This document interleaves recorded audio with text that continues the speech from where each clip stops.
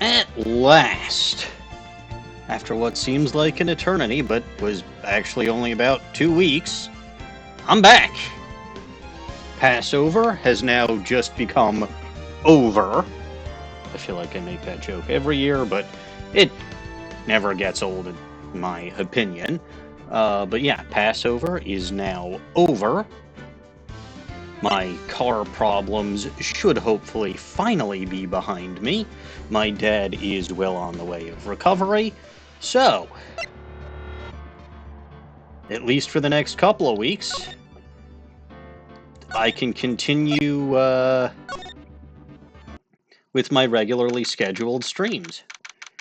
So, when last we left shit off, we had what was a very, very straightforward trial in our first trial against the prosecutor Godot, and got Ron Delight off for larceny by saying he could not have possibly been at Lordly Taylor in the warehouse stealing the vase because he was actually at K&B Security at 1 o'clock in the morning, right around exactly when the robbery was taking place. Bad news. Godot informed us that the CEO of K&B Security was in fact found murdered, and the time of death was, wouldn't you know it, right around 1 o'clock in the morning. So that is unfortunate. But Godot has one loss on his record.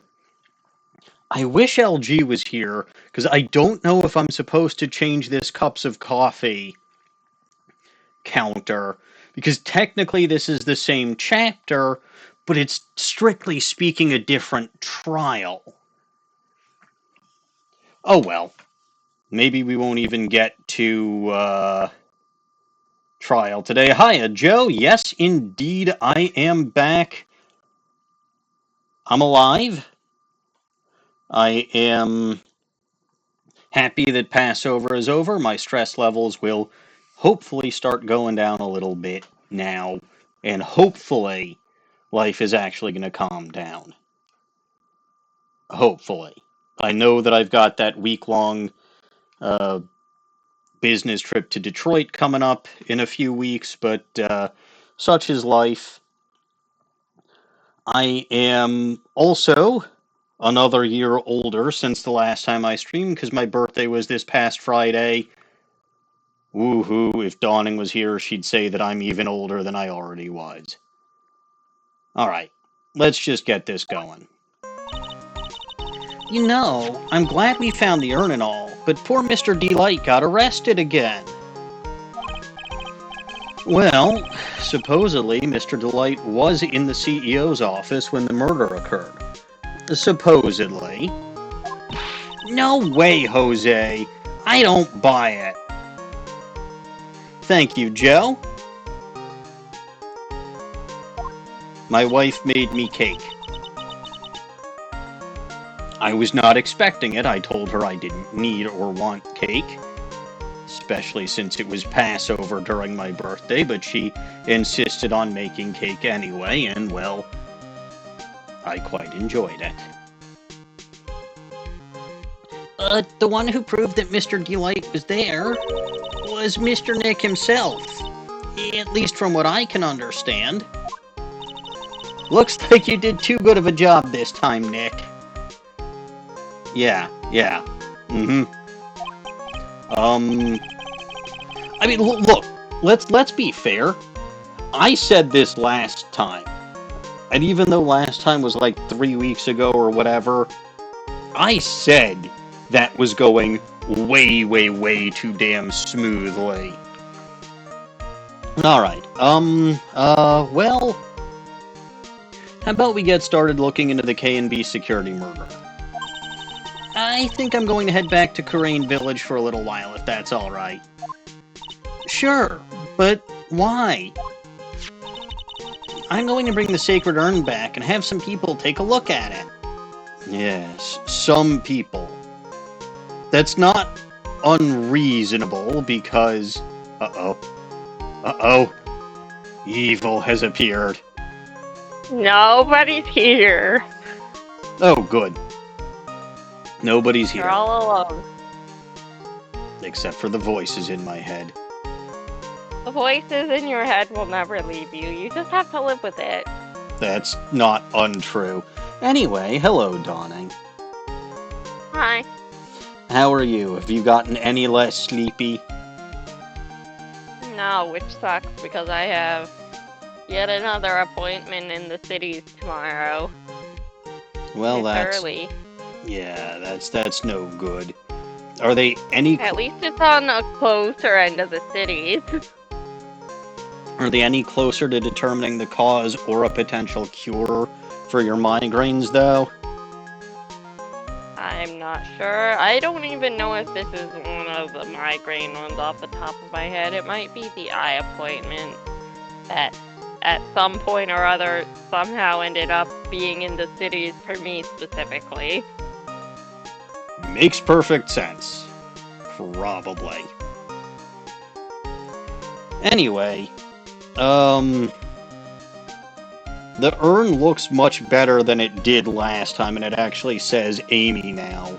So some shenanigans happened with that I still haven't figured out yet. Also, Okay, what?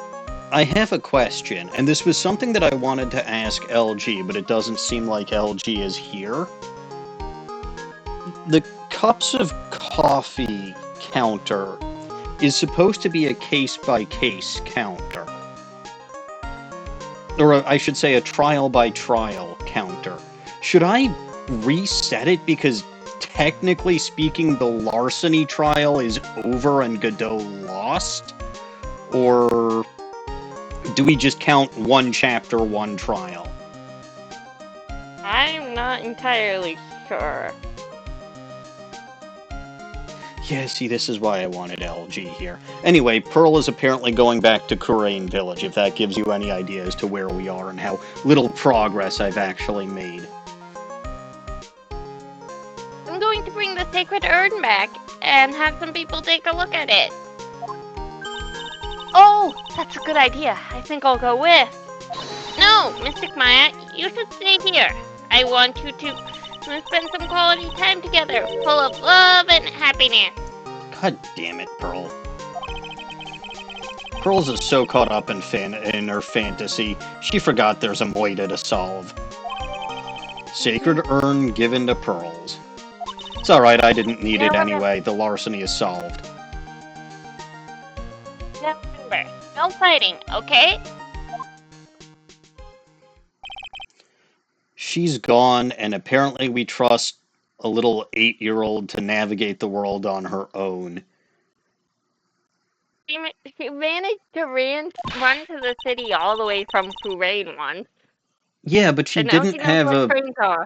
She didn't have a sacred urn in her hands at the time, and let me put it this way, I wouldn't be entirely surprised if that sacred urn comes back saying, I am again. I have a little faith in her. She doesn't exactly have a great track record with that particular urn. I'm just saying. Okay, Nick.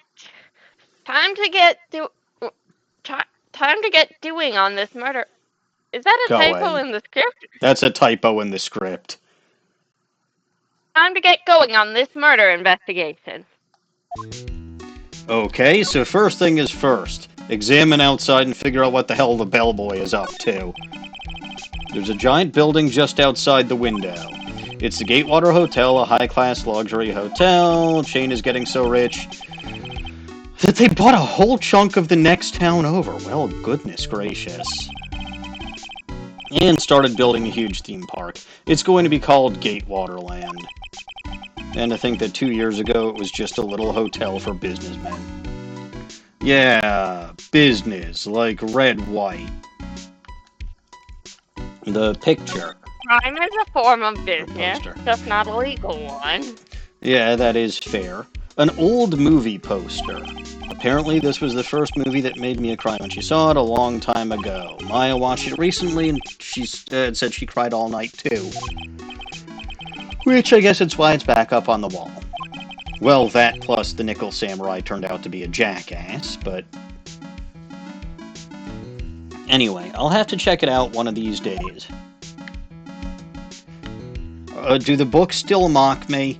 They probably do. I don't have an section on my script, so I suspect this is all reused. Yes. Difficult-looking legal... Look, in my defense, it's been 3 weeks. I don't remember any of this shit. Difficult-looking legal books stand in a formidable row. They mock me. These were all Mia's. Wow, I just realized I didn't buy a single one of these. That's why they mock you.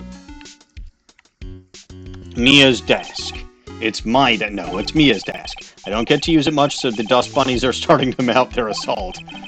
Today it's sparkly clean. I guess Pearls must have wiped them out for me. Yes, I do remember that. Dust bunnies and their assault. And, of course, our #1 murder suspect, the plant. Charlie, a quite decorative plant. When she was alive, Mia really loved it. She even went so far as to make it our mascot. No matter how busy I get, I never forget to water this little fella. Alright. Present the attorney's badge. Oh. The attorney's badge. I think this is reused. Probably. Yup. I remember this. I remember that because it's like, yeah, you were the one who keeps fishing out my attorney's badge from Gourd Lake, and yet you're surprised that I still have it. Ridiculous. Alright. I assume the Magatama is the same as last time. The treasure exhibit poster is new. I'm glad we got the sacred urn back and all. So then how come you don't look any happier? Why should I? I don't know if it should say Amy or I am on it anymore. And now it's got big pink polka dots on it that weren't there before. Don't you think you're overreacting just a little? Overreacting?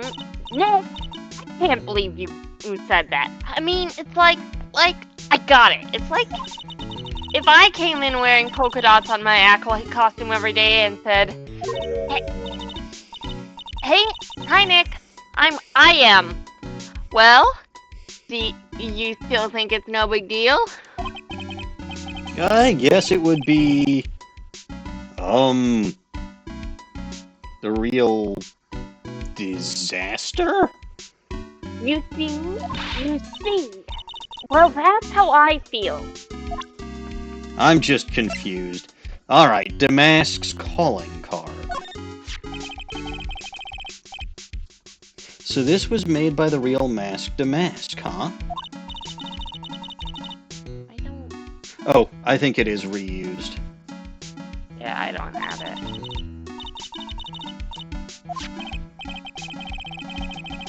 Whose deductive reasoning skills we're talking about. Poor Gumshoe, stop making fun of him. Amy's But golden right. statue. This is reused.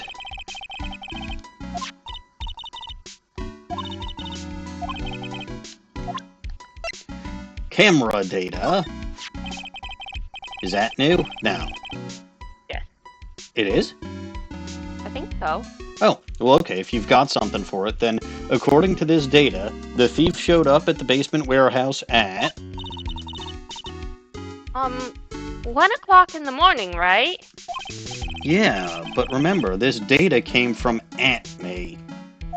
For all we know, he might have somehow tampered with it. But then, what about this photo? It's got the time on it, too. Yeah, see? It says 0058. not 0100. Look at me, Right, did tamper with it. It's like, she said about 1 and, oh no. I know. But it was approximately 1 o'clock in the morning. Yeah, and there was no way for him to get from Lord Lee Taylor to KB Security in that brief amount of time. Yeah, and the security camera belonged to Lord Lee Taylor. Atme couldn't have tampered with the photo's timestamp to show the wrong time.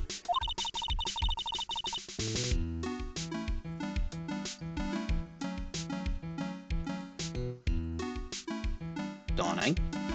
Got interrupted, I assume. No, I just thought there was not one more. I just forgot. I just skimmed over that last line and didn't register it. I guess that means this data is accurate after all. Security camera photo, I assume, is the same thing. So, the mask in this photo Oh, never mind. is Detective Atme in disguise, huh? It doesn't look that way because his nose is too big to fit behind that mask, but we're certainly claiming that it is. Atme knew there was a security camera set up in the basement. So I'm guessing this photo is probably part of his elaborate plan. Shito. It's still bent, isn't it? Detective Atme said it got bent when the thief hit him on the head with it. Well, it looks like he ended up the bent one after he turned out to be the thief. He must have damaged the sword himself to back up his phony story. Yeah, he really does have a brawny mind, huh? No, he's an idiot. The blackmail letter. So, Mr. Delight was being blackmailed, huh? By the CEO of the security company he used to work for. Well, hold on. Did we actually establish that he was fired? Or quit? Well, Maya says he only used to work for it. But up till this point, especially since he still had an ID card that was functional, I assumed that he was an active employee. Unfortunately, if he's an ex-employee, this gives him motive. Well, this plus the blackmail definitively gives him motive for murder.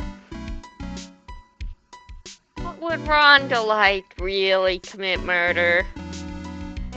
To defend his wife's honor, probably. Is this blackmail letter about his wife's honor?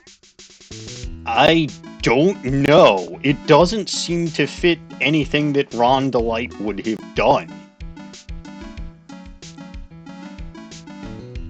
Like, I still think that blackmail letter was meant for Atme. I'm just saying. What does the letter say? Let's go to the court record and I'll show you. Because it's pretty obvious this is for Atme, right? If you don't want your true identity revealed to the world, come to KB Security at 1 a.m. on October 12th and bring $50,000. If you don't, I'll take that red diamond you received the other day instead.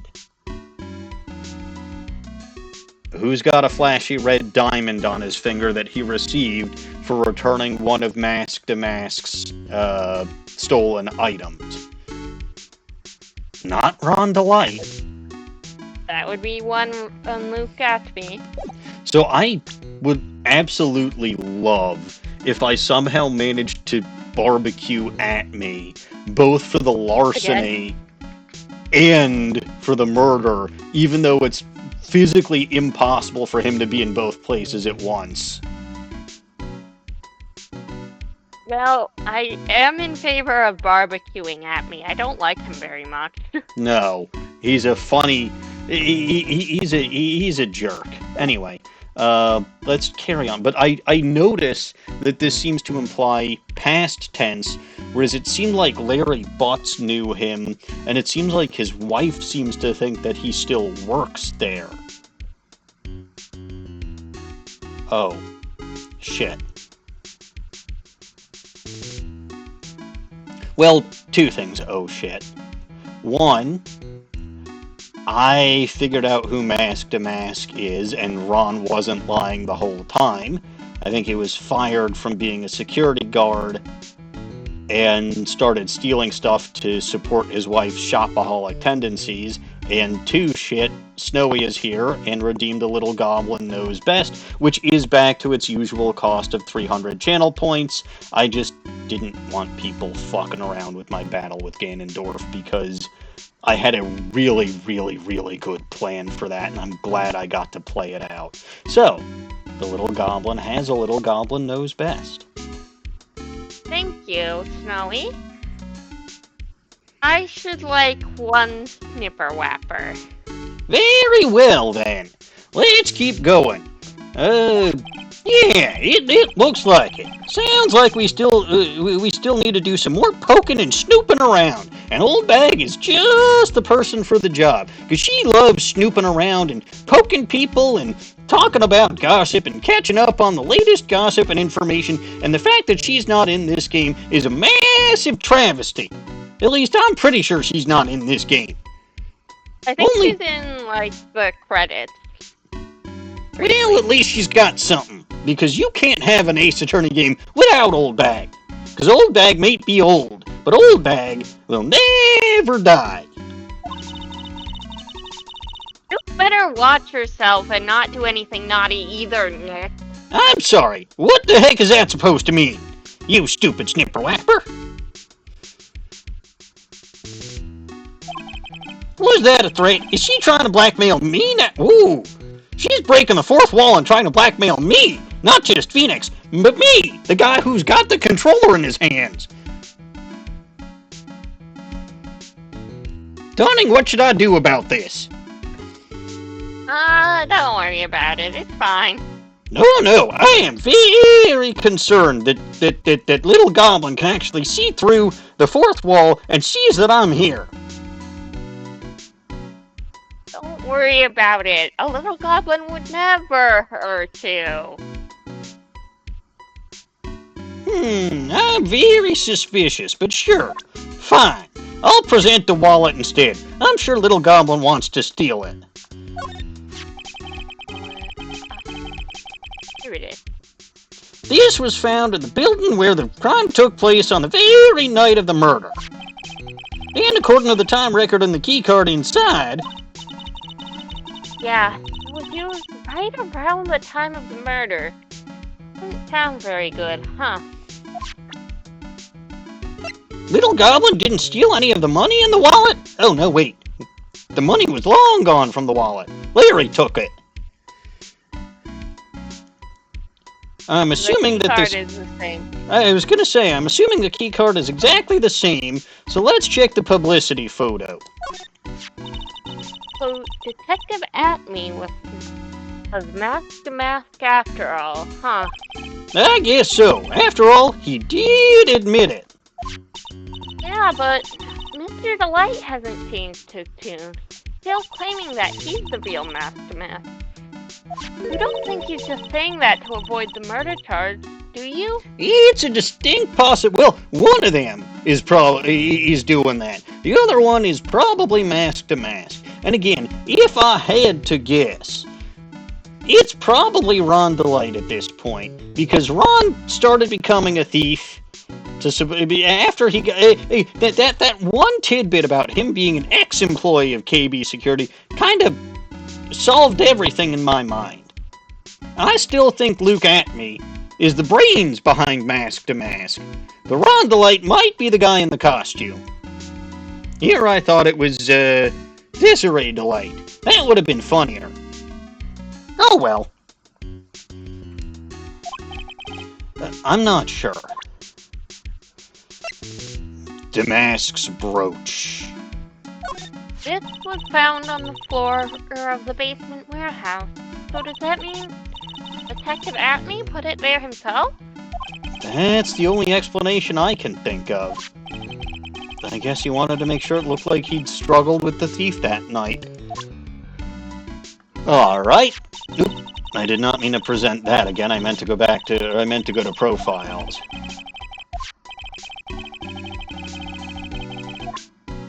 That's this button. Is anyone here new? Probably Ron. Ron is the same as the publicity photo. I Fair. believe I have sections for Phoenix, Pearl, Luke, Larry, and Godot. Alright, Phoenix. You're not very photogenic, are you? ... Exclamation mark. Maybe I shouldn't show this picture to too many people. And yet, I've walked around my whole life showing this face of mine to the world. I wonder if I've just been making a fool of myself with this silly face. Dawning, have I been making a fool of myself with this stupid face? Maybe you should try those glasses. I think they help. What glasses? You know the ones. You know the ones. I actually don't. Last year's comedy routine? Oh yeah, maybe I should. Where did I put those? I was only joking. Nick, don't make such a sad face. You're making me feel guilty. Who else did you say? Pearl, Luke at me, Larry, and Godot. Then let's go for Pearl. Pearlie sure is a good kid. Yeah, but she tends to let her imagination get the best of her, though. That's one of the things I liked about her, silly. Slapping you the way she did. She's a tough one, alright. You're telling me. I think she knocked a few teeth loose. Pearl's is only 9, but it's amazing how emotionally strong she is. After all, the only family she has left is her only cousin Maya. And whoever the fuck is in all these branch families of the Fae family that we don't know. And Morgan I don't know them either. Morgan's still technically alive. Yeah, but it's hard to be a mother after going to jail for conspiring to commit murder. True. I'd say Dahlia's still alive, but she's probably dead by this point. What does Dahlia have to do with anything? I was seeing if I could get you to admit that she's part of the Fae family.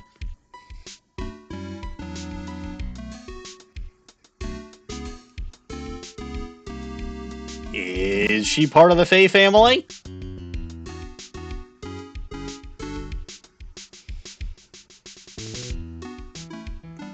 We'll learn more about her family in case 4. Then I better get cracking. Alright. You said at me, so let's do the profile for at me. I can hardly believe that guy was really a thief in disguise. Never saw that coming. Then again, I stink at spotting those plot twist things. Man, she really is breaking the fucking fourth wall today. Detective Atme seemed to really enjoy himself today. Maybe a little too much. Yeah. Today was pretty wild. Like the plot of some crazy comic book. Great. Glad you had fun while I was getting abused by the prosecutor. As always.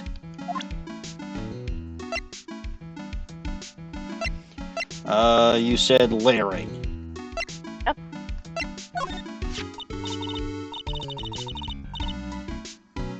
Oh, it's Larry. He's your childhood friend, right? Yeah, I've known him since elementary school. Trust me, he wasn't quite as big of a sleazebag as he is now. Wow. That's even longer than I've known Pearlie. Yeah, that's longer than Pearlie's been alive. That's the point, yes. You two must have must have a lot of good memories together. I guess so. Most of them are nonsense. But I can hardly remember them. They've all been erased by the traumatic ones. I believe it. Larry is very traumatic. And dramatic. Thank God Pearlie wasn't in the room when Larry presented that when you presented that profile to him. Alright. Good Keep that child away from him. Yeah, no, keep everybody away from him. It sucks, because Larry was a decent guy in the first game. Crazy, yes. But, like, not a sleazebag. He came back from wherever the hell he was during the events of Game 2, and he's just a complete sleazebag now. Alright, good dough. Hey, Nick, what do you think that thing attached to his face is, anyway? Don't ask me. Why? You know him, don't you? I've never met that guy before in my life. And believe me, he's not exactly forgettable. Yeah, but at the trial today, he said... So we finally meet, Mr. Phoenix Trite. Yeah, implying that we've never met before. I've returned from the depths of hell to do battle with you. I can't do LG's voice for this guy. LG's got a really good voice for this guy. No, you're just doing your Edgeworth voice. No, my Edgeworth voice is completely different. No, it's not. Well, it certainly feels different from my throat. Although, to be fair, I did accuse this guy of just being lost as Edgeworth in disguise. And then I forgot, there was someone else I accused him of being in disguise. Maybe it was Winston Penn, I don't remember, but I just remember accusing him of being multiple people in disguise. And to be fair, with a mask like that, he could be in disguise. I'm still not unconvinced that he could be Diego Armando. Wait. Diego Armando.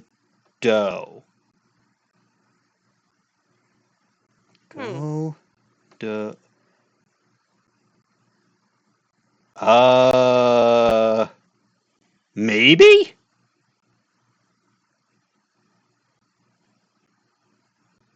I mean, LG says they're going to do something with Diego later. I'm still absolutely convinced that there has to be significance to him. Yeah, he's in case 4. Otherwise, like, abso-fucking-lutely, they would not have both given him a name and had him be Mia's boyfriend. Whether he's Godot or not, Diego... There's something in there with the name. Godot... Yeah, wait a minute. Yeah, no, I actually am onto something, aren't I? Godot... Diego... Armando. Godot.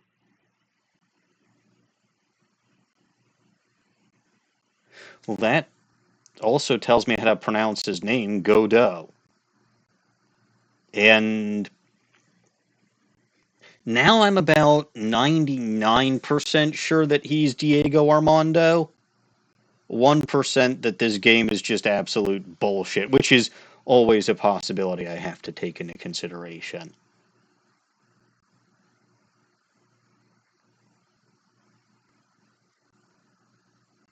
Anyway, what the fuck was I saying? Oh yeah, Godot has apparently returned from the depths of hell to do battle with me.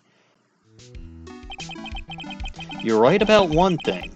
He sure acts like he... No, he specifically said we finally meet, implying that he's never met you before. He just knows about you.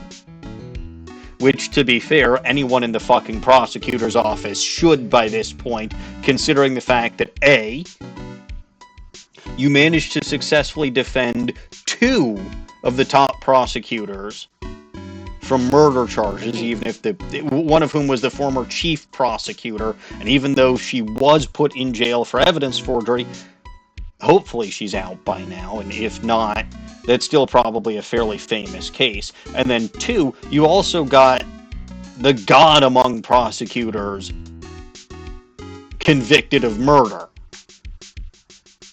And in this, defeating 2 previously undefeated prosecutors. Yes. Technically well, 3 3 now, because he's defeated Kodo in his first case. I love Kodo making the argument that that he's undefeated, only drop that this is his first time. Yes, no, it's a solid, technically correct argument. It amuses me. It's an amusing argument. Look, again, I have loved every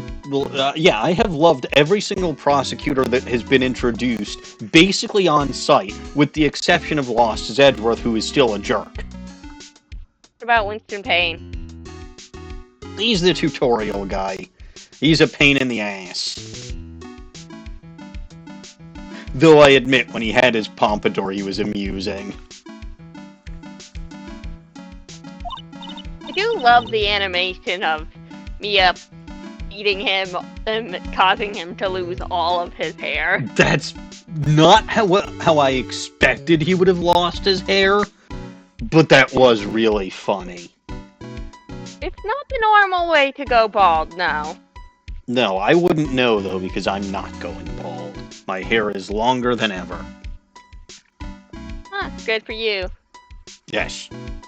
Anyway, you have a line. Oh, crap, this was Godot's profile, yeah? Yes. Hey, Nick, I was just thinking... Always dangerous, but carry on. Maybe you should try to stop making people you've never met before into your enemies. Trust me, I'd like to stop doing that too. My poor body can only take so much. Who is that guy anyway, and what's his story? We will find out. Of this I am certain. And like I said, at this point, I'm pretty damn sure his name is Diego Armando, and he's pissed at Phoenix for letting Mia die. Which was my theory last time, but like the whole name thing kind of tips it over the edge, so... we'll figure it out.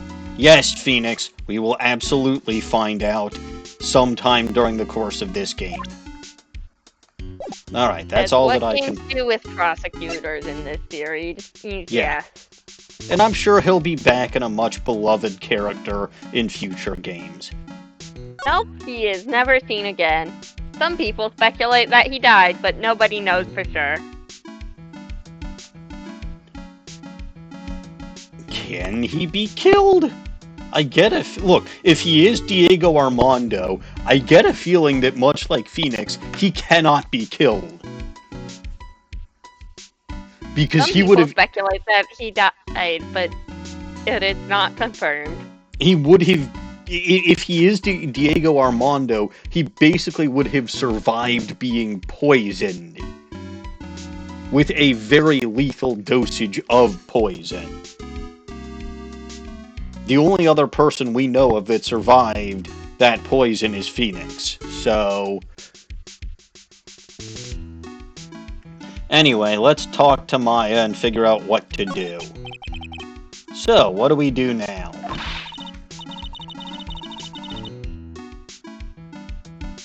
Isn't it obvious? We should get out there and investigate the murder. Well, first we need to find out exactly where KB Security is located. Why don't we ask Miss Delight? She should know. Any excuse to talk to her. I want to ask her some stuff about motorcycles. Dawning, I get a feeling you want to ask her some stuff about not motorcycles, too. She's married. Yeah, but her husband might be getting thrown in jail for murder and killed, and executed, so that could be a temporary thing. We're actively trying to make it not a temporary thing. Yes, but we don't exactly have a 100% track record on this, do we? We'll save that for if we accidentally screw up. Fair enough. Motorcycles. You're not thinking of getting one, are you? I'm not the same little Maya who used to be happy with her dinky little bike, Nicky boy.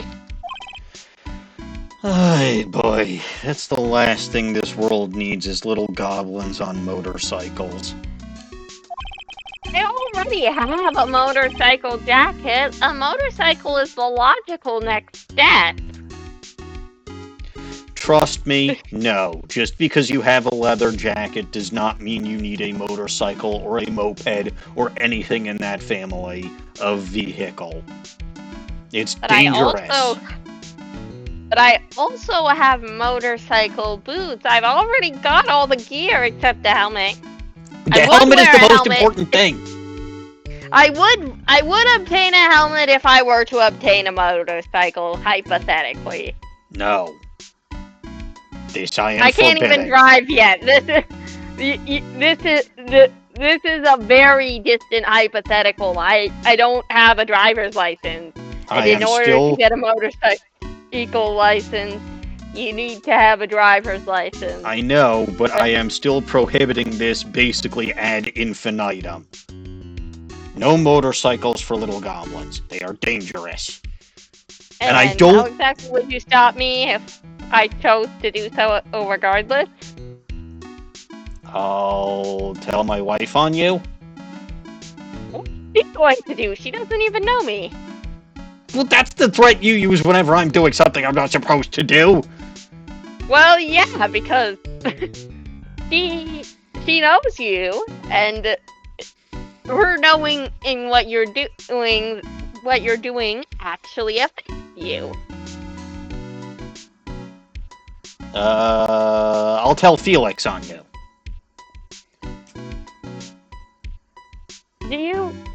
Are you 100% sure he wouldn't encourage this behavior? I'll also regale you both with tales of my moped accident. Oh, okay. I'm sorry about that. That sounds like it sucked. It required copious amounts of beer, electrical tape, and gauze to patch me up. Did you not have any medical alcohol on hand? I drank the beer, thank you.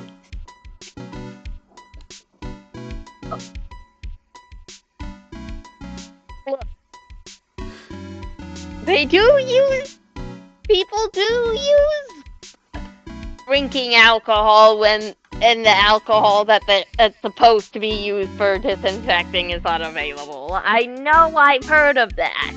Yes, but this is me we're talking about, specifically me in college. So... Oh, yeah, you would have had a lot of beer.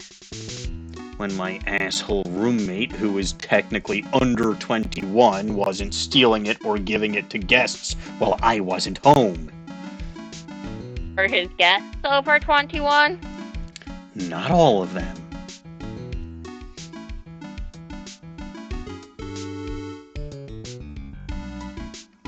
Anyway, this was not my fault. He wasn't supposed to touch it.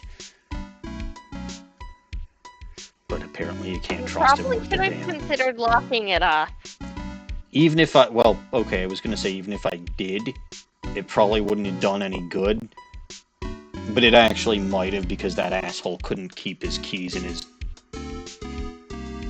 Like, he lost his apartment keys so many damn times, it's not even funny. How many former roommate stories have I actually told you? Not a whole lot. Mainly the one about how he was involved with you meeting your wife. Fair. Yeah, no, I've got a lot of fun stories about this guy, and it shows you that the only reason this guy is still alive is because he happened to be the guy who introduced me to the woman who became my wife. By complete accident, mind you, but such is life. Anyway, speaking of asking around, I've got a few questions of my own for Mr. Delight. Okay, well, let's make sure to go to the detention center, too. Alright, talk to me about the Sacred Urn. You must be relieved we got... I'm guessing this is the same as... I feel like I've seen this dialogue before. Oh, no, most of it is the same, but it has a little extra on the end. Alright, well, you must be relieved we got the Sacred Urn back, huh? You bet, but there's something a little different about it. Yes, I noticed it immediately. Oh no, it is entirely different after I think that first line. Don't question mark at me. It's pretty obvious, isn't it? Yes, it is. I mean, take a look at this. It clearly says, I am on the poster. But the urn we got back says, Amy, like it always used to. Oh yeah, you're right. I noticed that immediately. What? The vase has pink splotches on it now. I'm sure they weren't there before. Maya doesn't know, but 1 year ago when that urn was broken, the repairer accidentally turned Mystic Amy's name into I Am. Poor little Pearls. And that repairer was... her best, and I'm proud of her for making something that resembled an urn. Yeah, no, she actually did pretty good, considering the fact that she put it together wrong. That repairer was one mechanically unskilled little Pearls. But still, I don't remember ever seeing pink splotches on it. Is it possible that this urn is a fake? Who the fuck would bother making a fake of this urn? Also, I'm sure... I feel like Luke at me would have grounds to make a fake. No, he absolutely would not. Only if the actual urn was worth money, but it's not. It's literally worthless. Anyway, I'm sure Pearls will find out about that once she gets back to Kurain Village. Yeah, I suppose. Now that I think about it, Maya hasn't been back to Kurain Village in a long time. She might be losing her medium skills and get demoted to a short again. Then let's talk about Kurain Village. So, I guess people still go to Kurain Village to do their training, right? Yep. If you want to become a spirit medium, you need to undergo severe training. Are we about to finally answer one of my major questions? Which question? Who the fuck is even around to give this training at this point? There's no Misty. There's no Mia. Maya can't give... I mean, first of all, she's barely there. Second of all, despite being the future master, it's not like she's all that powerful, and Pearls is like 2. 9. I mean, yes, but... Oh, yeah, she's the same age that the Magatama is. But still... Oh, yeah, as of this game, she would be. Alright. So why haven't you been training lately, Maya? Well, lately I've been thinking of heading to a channeling dojo to do just that. Channeling dojo? Huh. Sounds like someplace you would go just to watch TV all day and channel surf. No, that's where Bikini is.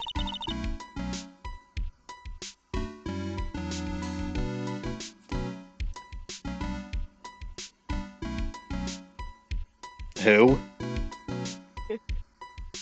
If you're going to train, you have to be serious. Otherwise, real tragedies can happen. Is there some cute person named Bikini that I'll get to meet at some point? Depends on your definition of cute.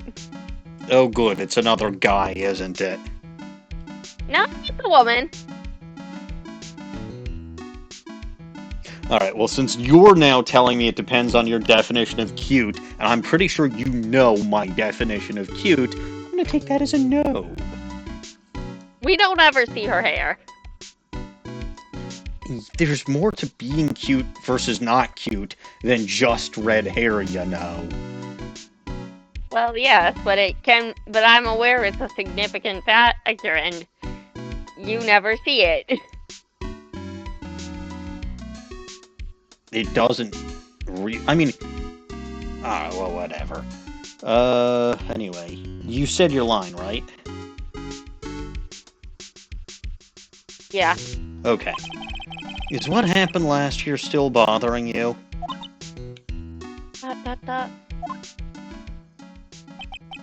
That murder in her village. It happened because the power of No, it technically happened because the person who was going to be channeled wasn't technically dead.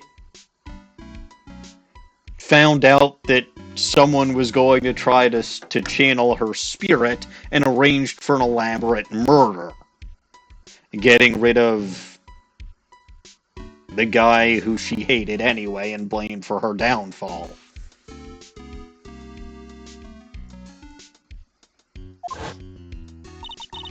When a medium uses the Kurain technique, she temporarily loses her own will. So when an especially... That's my line. When a medium uses the Kurain technique, she temporarily loses her own will. So when an especially strong spirit is summoned, the spirit medium can get taken over and even forced to commit Oh! Why do I get a feeling this is going to happen later in this game? Because that's not technically what happened last time. It's what we were led to believe happened. But it's not what actually happened. So I get a feeling something like this is going to happen here. Is Dahlia's spirit going to come back to life? No. No. She's gonna show up in a flashback case, and that's probably it. I'm still pissed, by the way. I never told you she was innocent. True. But I was right. Like I said, like the first time you told me about Eenie, Meenie, and Dahlia, I said, oh shit, I'm going to have to convict both of them for murder, aren't I? And I was right. But I never denied it. No, you did not, which should have been the first sign. I simply intentionally talked around it in a way that could potentially imply it was not true. Anyway, what's worse, in those cases, the spirit medium has no memory of what happened. Bang. That murder, it wasn't your fault, and it wasn't even you or your body, Maya. You do remember what we ultimately figured out what happened, right?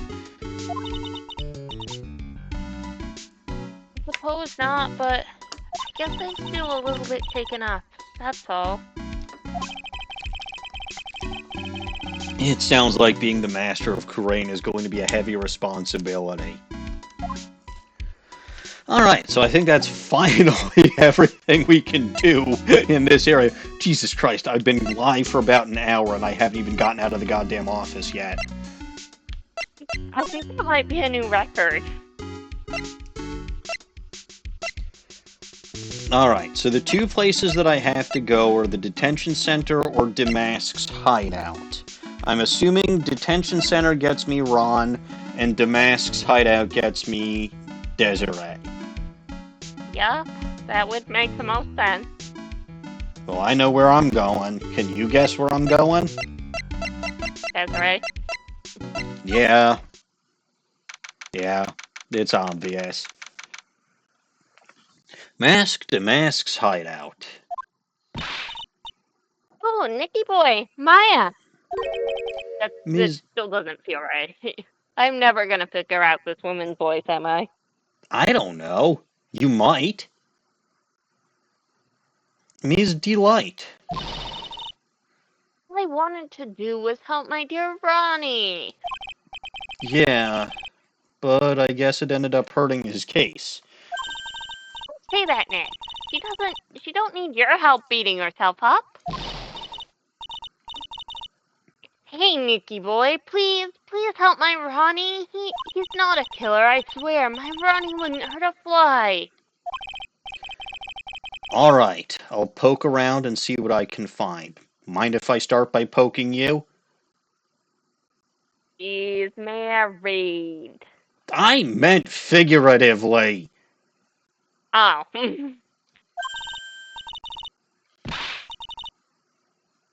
Really? Are you serious?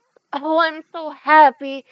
I knew asking you in for your help was the right thing to do. I don't know what I can do to help anymore. I had no idea Ms. Delight had such a vulnerable side. Yeah, I would expect those who have... Well, those who project outward strength like she does probably do have some underlying vulnerabilities. Everyone does. Not everyone. Uh-huh. Who doesn't... Name one person who doesn't have at least one vulnerability. Achilles? I regret to inform you that I have met Achilles personally, and that is not true. Uh-huh. If he didn't have a vulnerability, how did he get killed? Old age. He wasn't that old. You don't know that. I have met Achilles personally. Okay, how old was Achilles? He didn't tell me, but he didn't seem that old. Space Ranger uniform. Oh, actually, that's new, isn't it?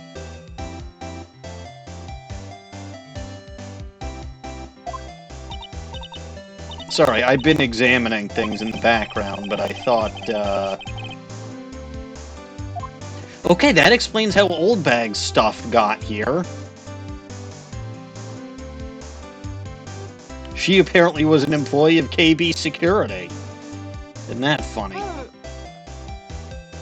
Oh, that? Ronnie brought it at home one day. He asked one of his friends from work if he could have it. It's a Space Ranger uniform. I've never seen Ronnie happier in this whole time. Oh, man. Now I want one, too. Careful, Maya. You don't remember that Old Bag was wearing that, do you? Maya has explicitly said she does not want to become like Old Bag. Very true. I wonder if the friend from work was in fact Wendy Old Bag. I think I said that already. I don't know. I'm getting old. It's like Old Bag. Shush. Alright, so what else is new in here? Is the fake beard and masks new? Doesn't look like it.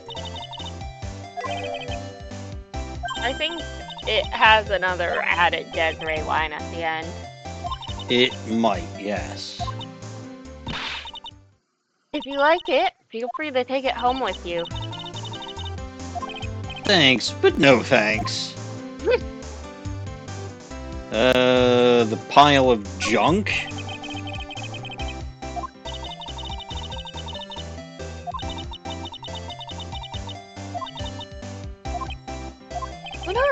roll of paper stuck in the trash can. Theft of Mazarin Stone, the Great Albatross strategy. Theft of the Immortal Goddess statue, the Great Knuckle Bomber strategy. Did the police even take a look at this stuff? The police took a look at all of that, you know. Really? Did they say anything? They said it wasn't important. Why am I not surprised? Don't worry about it, Nicky boy. After all, my Ronnie is just an amateur. Amateur or not, this is cool. Knuckle Bomber, how cool is that?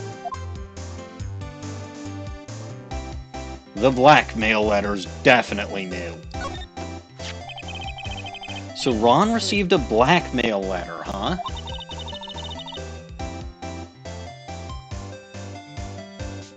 I don't have that. Oh.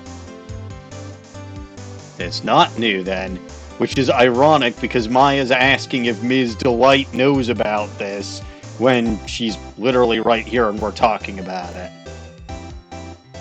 You're whispering. Whisper, whisper, whisper. Well, if she did, I don't think she would have been smiling like that. I don't know if we should tell her that. I think it'd be smarter if we didn't. Yeah, okay.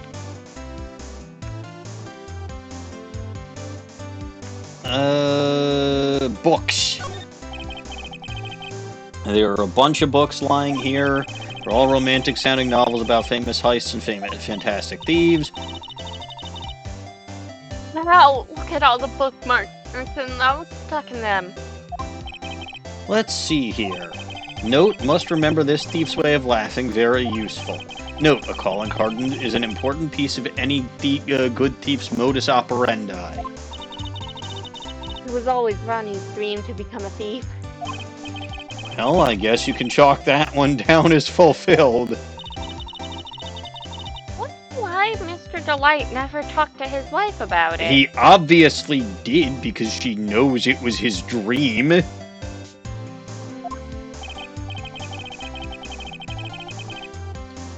Yeah, well, I think she deserves some of the blame for not bringing it up either.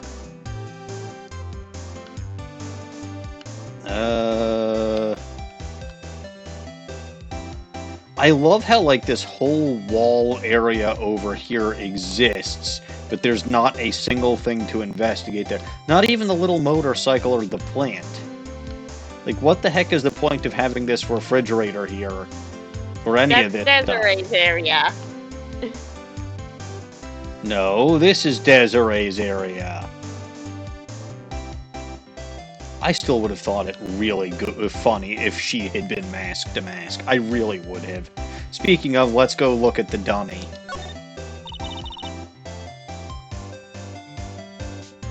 Mask to mask. There's a tape recorder hanging from his neck. Let me see that.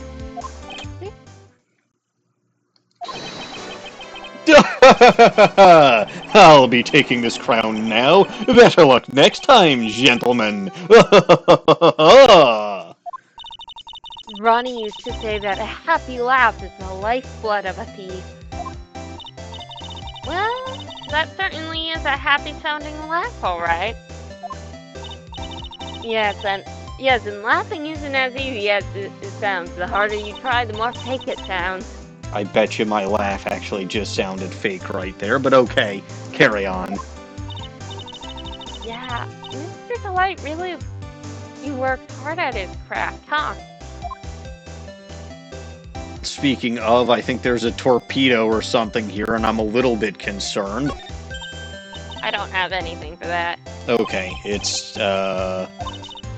reused. Yeah, torpedoes are in fact just things that anybody would leave lying around, right? Yeah, I leave them lying around all the time. This sounds very dangerous. But I'll ask Fine, no one's ever gotten hurt that I didn't intend to get hurt.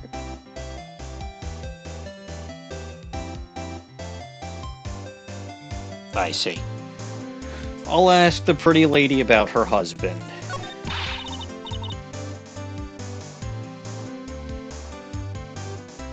Listen Listen carefully, Nicky boy. My Ronnie would never, ever kill anyone. It's just not in him. I don't think he would either, Nick.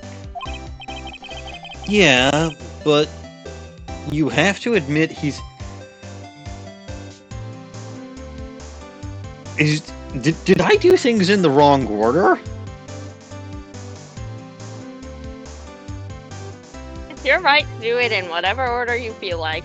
Because Phoenix is now, like, first of all, Maya said in the office that Ron is a former employee of KB Security, which, again, I'm 95% sure was never explicitly said before that moment.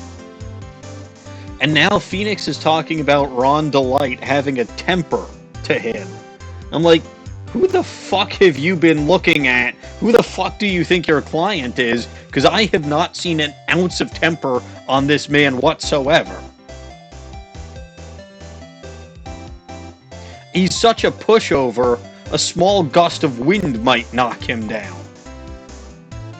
That's why he has Desiree.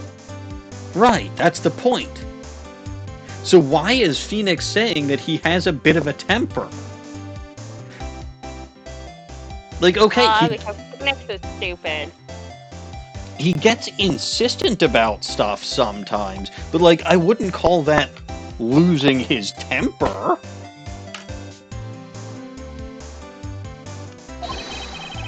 It's not that hard to imagine him just snapping and screaming, "Please die!" He would never say that. Anyway, Miss Delight, he might not be a killer, but he's still going around saying that he's a thief. I already told ya. That's just a fantasy for him. Ms. Delight, I hate to say it, but you're the one living in a fantasy world. What? How dare you say that to me, Nicky boy? I know everything about my Ronnie. We don't have any secrets between us. Ronnie isn't the thieving type. He's so honest he wouldn't even sneak a nap. He's so honest that he wouldn't even steal a glance. I'm a thief. The very idea. I guess I just don't get it. Huh? Get what? I just can't understand how they can be so different, yet be such a happy couple. Yeah, they sure are different. Come on now, Nicky boy, it's not that mysterious, is it? It was love at first sight. For me, anyway. What? Oh? For you? Oh, and that opened up a new talk option that I admit to being curious about, so we're jumping straight to that. Love at first sight, you say? So, was it really love at first sight when you first met Mr. Delight? Well, maybe not at first sight, but Ronnie saved my life. Oh? Save your life? I was at work one day when two robbers suddenly rushed in. Well, I'm not the type to just curl into a little ball in the corner, so I fought back. This doesn't surprise me. Robbers? Yeah, they took me hostage. I was so frightened. They were both carrying these huge knives, and I broke down into tears. Oh. Oh. I can't imagine that. She was being threatened with knives. Yeah, I find them embedded in my shin very regularly. Well, she doesn't, and I suspect they were not aiming for her shin. That's fair. Yeah, I would too if I were in that situation. I get it. Did Mr. Delight come running in to save you? Yes, exactly. I remember he looked so handsome in that guard uniform of his. went right up to those not-well-holding robbers and screamed in their faces. Please stop it! He screamed. I could see the robbers' faces turn pale.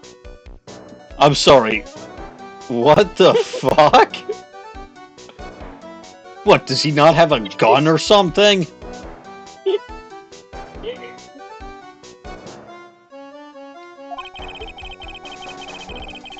That high-pitched shriek of his does have a surprisingly strong effect on people. Then, crying and then swinging his arms like crazy, he attacked the two robbers all by himself. He came to save me, a total stranger, all by himself. He was so scared that he was crying and shaking, but he still risked his life for me. Wow, that's a great story. Yes, you may not look it, but in a tough situation, there's no one better. That's why I fell in love with him like I did. Yeah, that makes perfect sense. That is, in fact, fairly romantic, and an idiot like Phoenix would fall in love too. Then again, he fell in love with a fucking psychopath, so don't take his advice on who to fall in love with.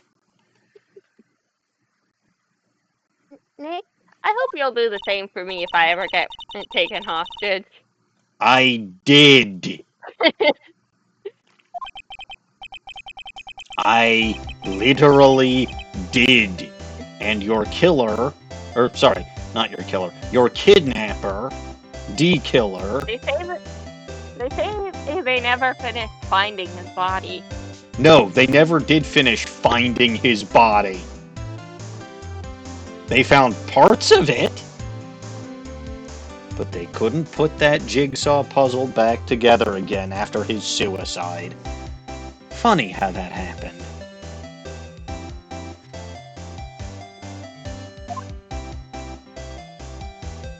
Anyway, let's talk about Detective Atme. I hate these kinds of people more than anything. You mean Ace Detective? No, I'm fine with Ace Detective. Oh, so then you must mean thieves. Nah, they're alright too. I just hate thieves that pretend to be Ace Detectives. There's nothing I hate more than cowardly men. By the way, why did you go to Detective Atme's office anyway? Well, as the trial went on, I started to get more and more nervous. I went there to find out more about the real criminal. The real criminal? Yes, obviously the real Master Mask isn't my Ronnie, right? Yeah? And Detective Atme knew more about Master Mask than anyone else. They mentioned him on the Great People of the Town segment on TV. So then, you went there to ask him some questions? That's right. I'll do whatever it takes to save my man. His secretary said the Ace Detective isn't in right now. And I forced my way past her and into his hideout. I wouldn't exactly call that office of his a hideout. That bag was sitting right there on top of the table. Oh yeah, saw that bag there yesterday too. There's nothing lower than someone who would try to pin a crime on someone else. Alright, tell me about KB Security. Mr. Light, do you know about KB Security? Don't be silly, of course I do. That's where my Ronnie works. Okay, so she still says present tense. Maya said past tense. Someone here is wrong. Or it's just a fucking proofreading issue with the script, but oh, never mind. Because now Phoenix is actually stepping in and says, so she thinks he still works. So Phoenix is basically confirming that he no longer works there, even though I'm... Wasn't this established in the trial? No, I don't Are you sure? think so. I'm gonna have to take a look at that. Or, come on. I mean, again, it's been a few weeks, but, like... Yeah, Godot established it at the end of the last trial. What did he say? Establishing them. It's literally about to flash back to it. Oh. And yet, according to what we heard today... Come on, don't tell me you didn't know. Oh yeah, you see, it's... Look, that's such a casual line. Ron DeLite was once an employee of KB Security. They colored the was one. They did now? I don't know if they did it then. I don't know. It's been a while. Also, why do I get a feeling he can't see color anyway?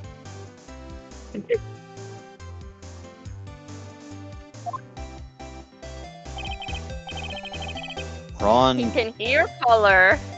It's possible. Ron quit. He doesn't work there anymore. Why did he quit? It looks like Miss Delight doesn't know. KB Security is only about 20 minutes away. By motorcycle, that is.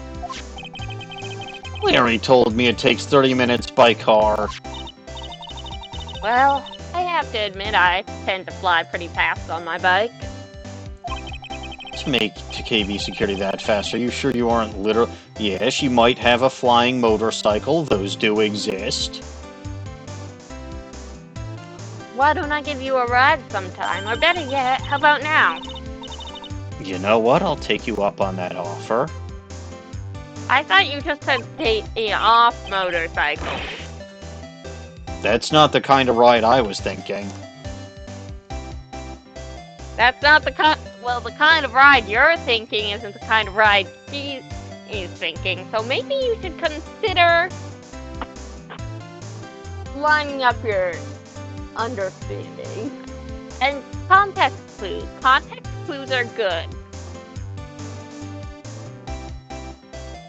What the heck is a context clue? Well, she was telling you about how she rides on her bike.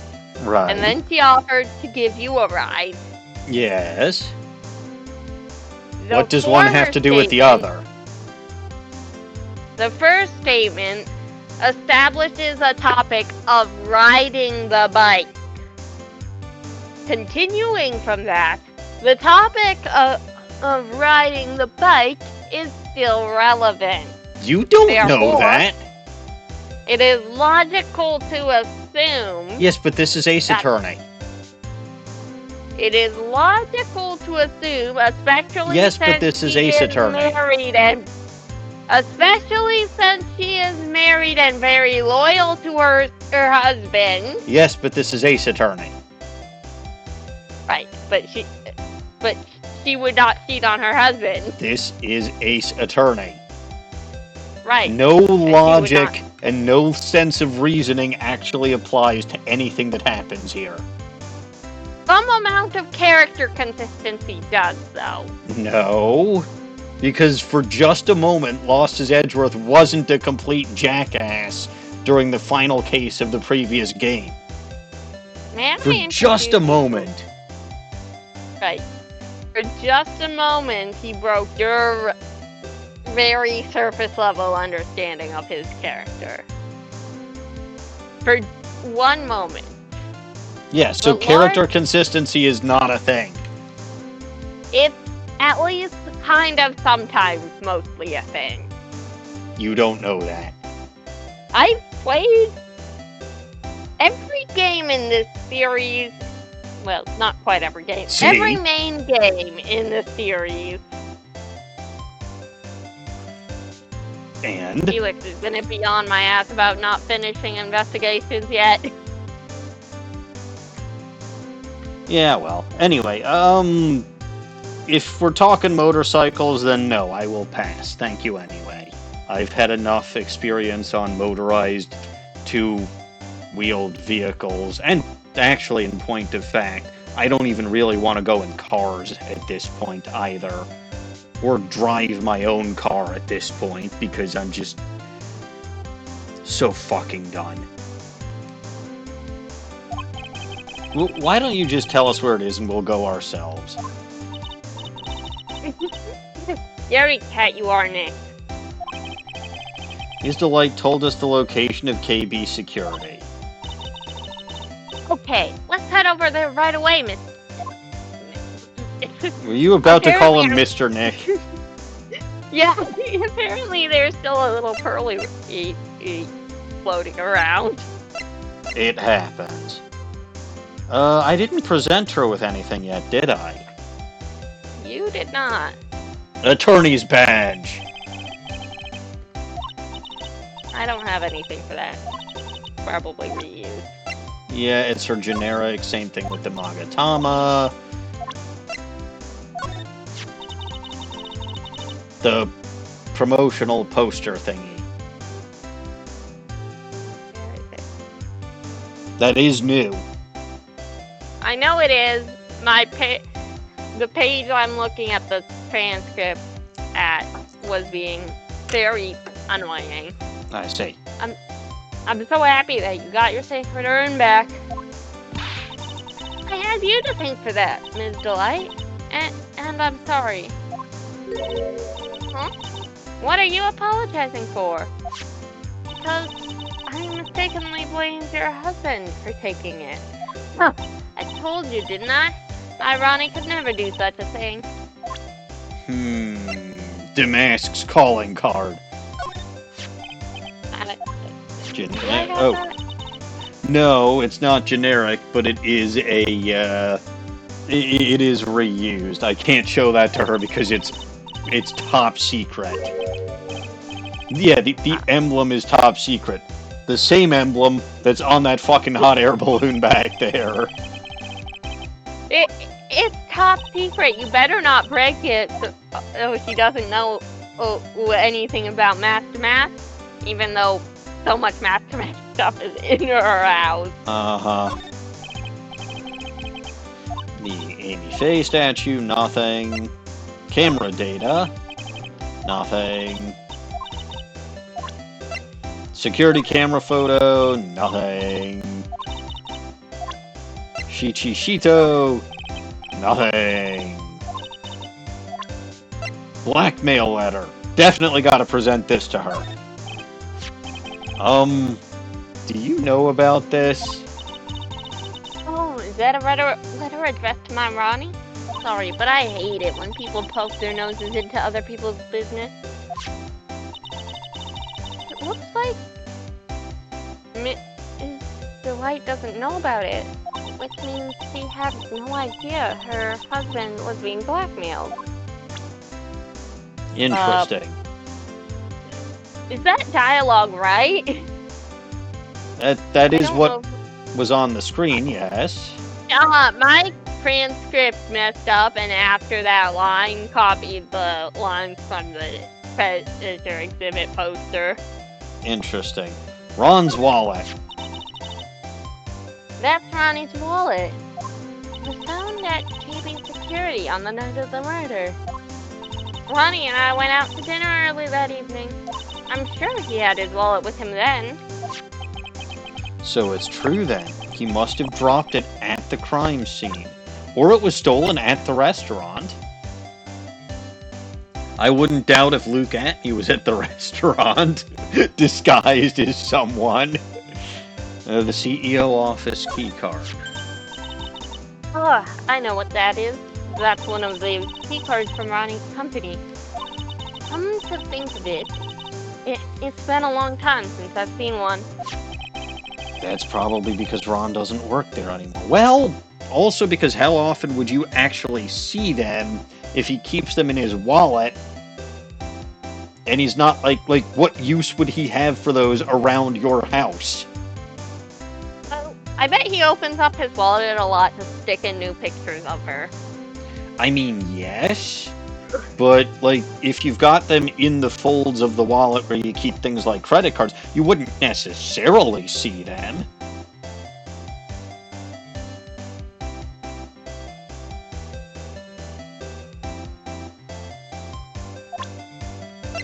Publicity photo.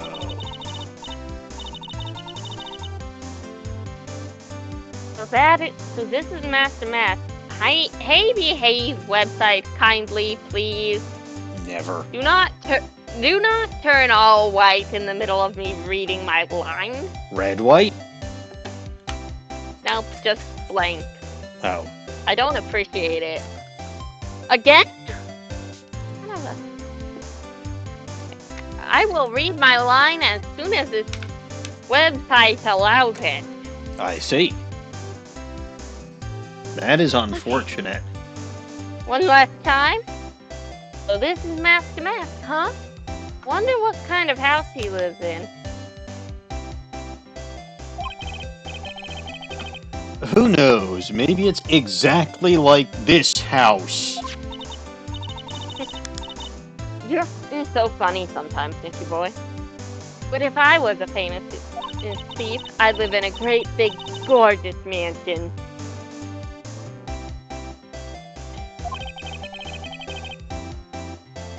I'll be sure to tell that to your husband. And the brooch. I don't have anything for that. Yep, it's, generic. Alrighty. Now for the profiles. Tell me about myself. I suspect that's reused. Yep.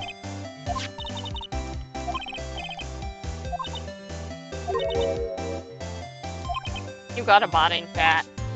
Oh, hi. There is in fact a bot in chat. I haven't been paying attention. You can get banned. Goodbye, good night. No soup for you. Right? No soup. Soup would probably break it, so maybe we should give it soup. I want the soup, though. Well, make enough soup to dump some in the bot circuitry and It's just a waste of soup. eat some. Okay, fine. Just use regular water then to dump it in the circuitry.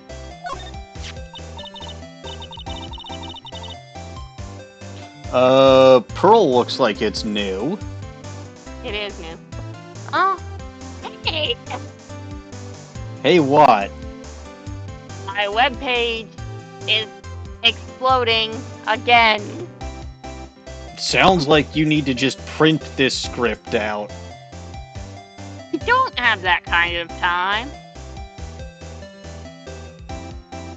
And the way it's laid out does not seem great for printing.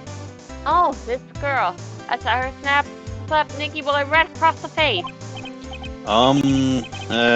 Yeah, she did. Of all the ways she could remember Pearl's by, why that? She's such a little cutie. If you could bring her by, I'd love to meet her. Not when Larry is here. Not when Larry is here. Larry shouldn't even be allowed to be here. Well, that's not unreasonable, but technically at least Desiree is of age. Off limits because she's married, but...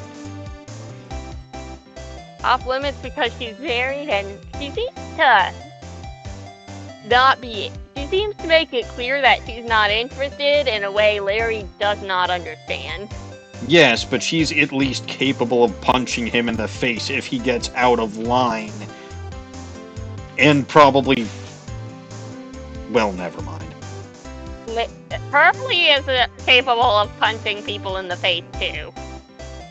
But yeah, keep Larry away from them both, please. I'm still slightly more worried about Pearl, because I do think for the most part... I mean, obviously... Larry shouldn't be around them both. Larry just shouldn't be around anyone of the opposite gender.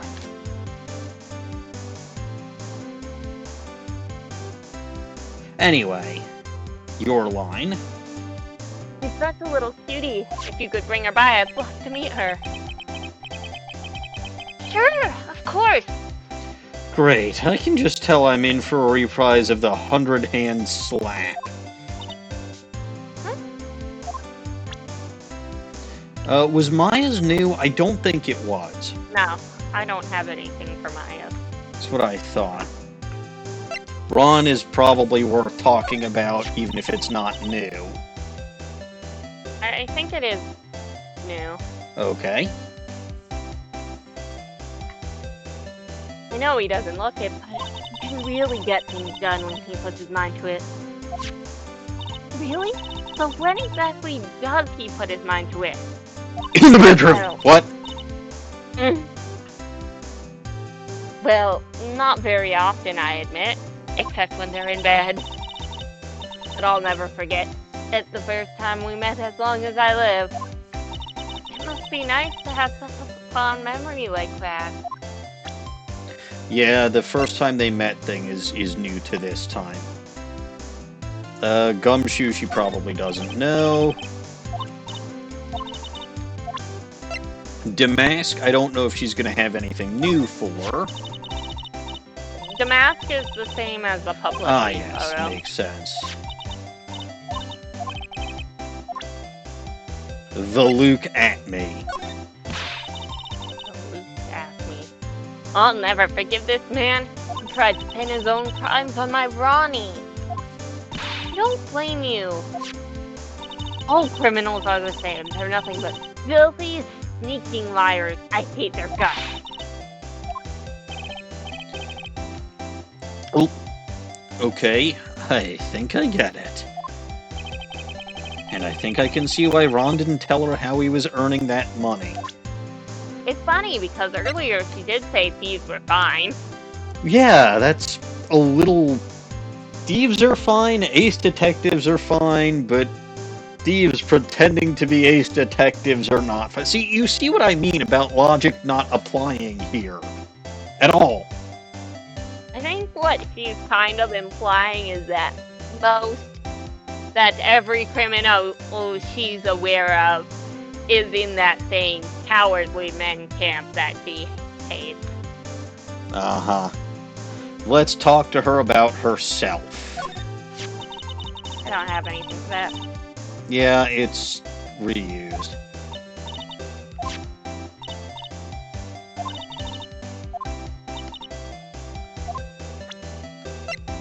Adrian Andrews is probably in. Yep, nothing.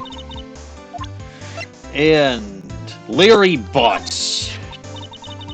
Put a poster on. Put a poster on your door that says "This guy not welcome" and get a restraining order against him, please. Oh, this is the guy who delivered Ronnie's wallet, isn't he? He's got some issues, doesn't he? Lady, you don't even know a quarter of it. Huh? Let's just say flirting style is pretty obvious. Pretty stale, too, actually. It's pretty sad when the only thing you can remember about a man are his lame pickup lines. What's even more sad is said man probably believes in those like they're his lifelines. Looks like he blew it again, huh? No, the exact opposite.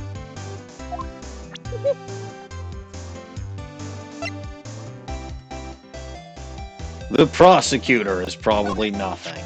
Oh, never mind. I don't like this man one bit. He's had it in for my Ronnie since the very beginning. It's his fault that Ronnie's under suspicion of committed murder. Actually, it's technically mine, but sure, let's have you blame Godot. Plus, he lobbed a coffee grenade at me, which was funnier than hell. You look pretty silly wearing that mug on your head like a birthday hat. It wasn't even my birthday yet. I know. We can get him back tomorrow by returning fire with a milk grenade. I bet you we do still have some milk left over from that case involving the circus last time. It's probably spoiled by now, too. I agree with Maya.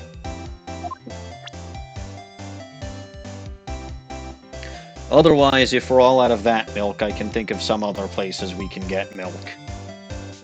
Steve Mary. The grocery store.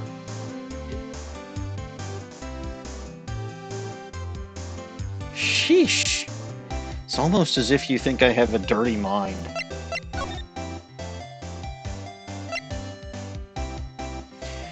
Wow.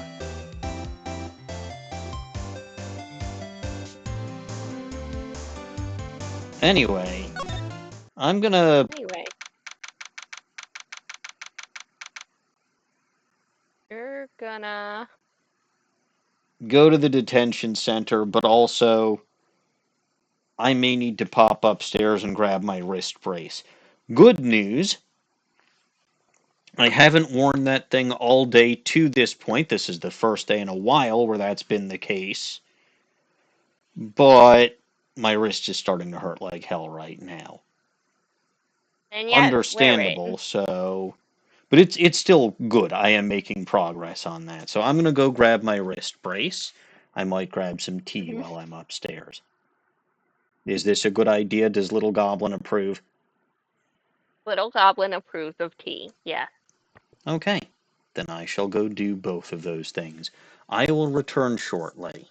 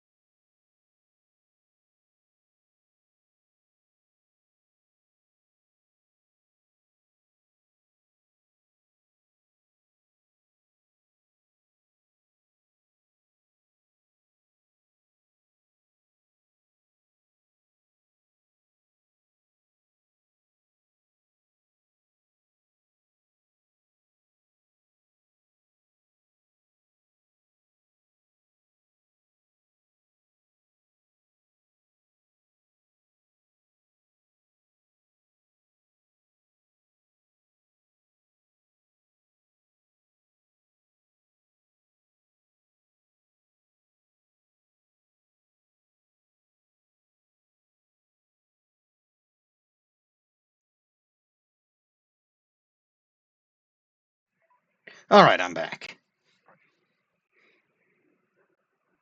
I think. Am I back? Are you? I don't know. You might be front. It's hard to tell. It might be. Anyway, for a second I actually forgot where my wrist brace was. Do that. Well, that may or may not have been part of the reason why I didn't wear it today. Anyway, October 13th Detention Center Visitors Room. I already told you, it's not me! A sad, pitiful whine that tapers into silence. Sounds like they're interrogating Mr. Delight right now. Man, and we don't have enough time as it is. Yeah, well, I guess the police are going crazy just like we are. Yesterday they thought he was just a thief, but now they got a murder case on their hands. I guess you're right. That guard over there looked a little on edge, too. Come on, we'll just have to come back later. Okay, let's go check out some other place, Nick. Not before I investigate. The camera. Smile, you're on candid camera. The camera doesn't seem to have a lot to tape right now. The thing it's watching now is that guard over there who's making stupid faces at it. Guard monitors the visitor's room. Looks like he doesn't have much to do right now. See, I told you he was making stupid faces at the camera. That's probably reused. I think so. Alright, well, let's go back. I've only got two options. Wright and Co. law offices or Damask's hideout.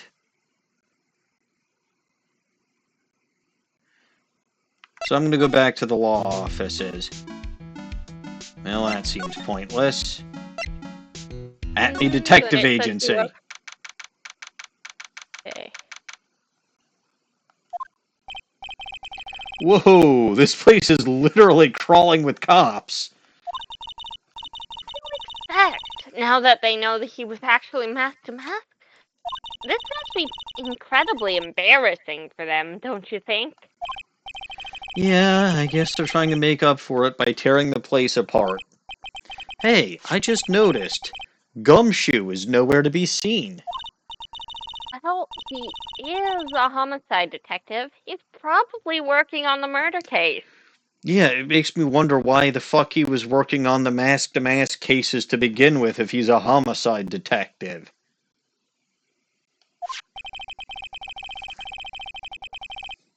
But wasn't he in charge of the mask-to-mask investigation all the way up until yesterday? Well, a murder case is a lot more exciting, isn't it? You say something like, "There's nothing like a good murder case, pal." Points for the quality of the impression, but I'm not sure Gumshoe has bloodlust, Maya. No, there's only one person I can think of what has bloodlust.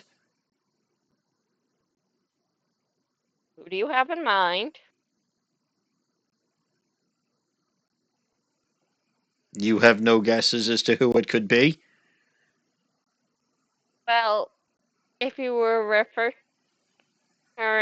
to me, I would assume Felix would be implied to be included too, wouldn't he?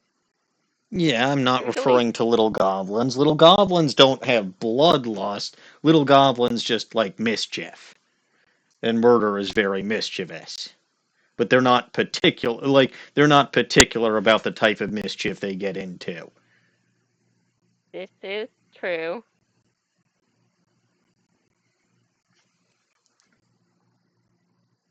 So who could I have been referring to? Well, we also know that that means Maya's not included. Mm-hmm. Are you thinking of yourself? Sort of, but no.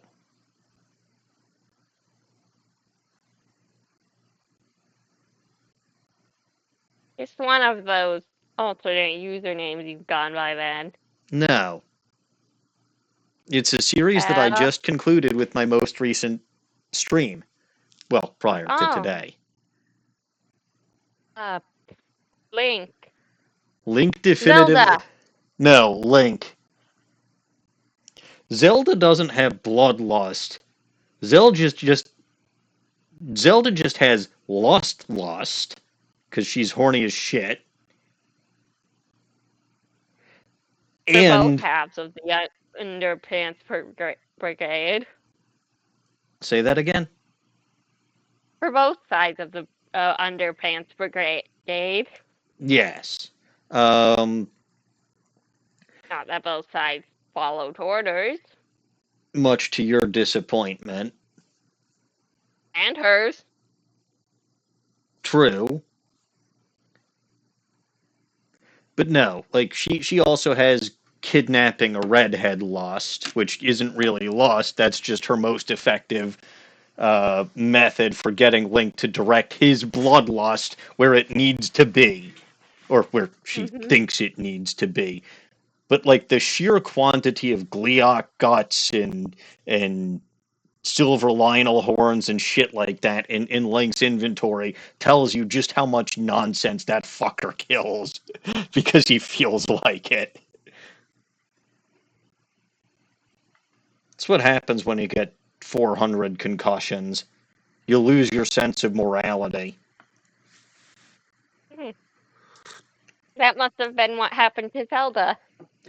I don't think she got concussed 400 times. Anyway, the irony being Link is still a coward, but he has to kill, so he just kills in really stupid and cowardly ways, which I find hilarious. Alright, I wonder if anything here can actually be examined. Doesn't look like it. Yeah, there's one dialogue for trying to examine literally any spot. So just pick a spot to get interrupted in. I will investigate this keg of beer. I must investigate it very thoroughly.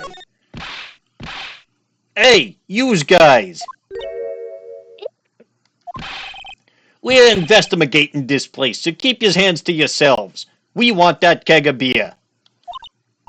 Boy, these policemen are a bunch of sourpusses. Well, Mr. Ace Detective did make complete and utter fools out of them. Oi, what's all this now? Move it along, the show's over. Aww, it looks like they're not going to let us investigate. I guess we might as well call it a day for this place and go look somewhere else. No, not before I get that keg of beer. It's mine. They already drank it. Who already drank it? The cop. Gosh darn it. Of course they would. I didn't even share with Gumshoe. Well, no. And I don't even have anyone to talk to. So let's move. The main exhibition hall? Maybe Adrian is here? Treasures of Terrain exhibit is all ruined now. Maya. I'm sorry, it's so sad. How is it ruined? You got the urn back. This was our big chance for everyone to learn about spirit channeling. Maybe I can cheer her up somehow. Well, now that we get... Yeah, see? Now that we've got the sacred urn back, maybe they can reopen it. Really? Sure, maybe we can label it the Urn of Damask's Desires. That would probably attract a lot of attention. Oh, whoa, that's brilliant, Nick. We could clean up and be filthy rich. Woohoo! Wow, that was surprisingly easy.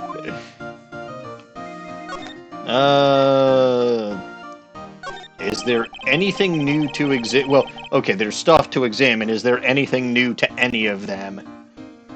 Doesn't look like it. Okay.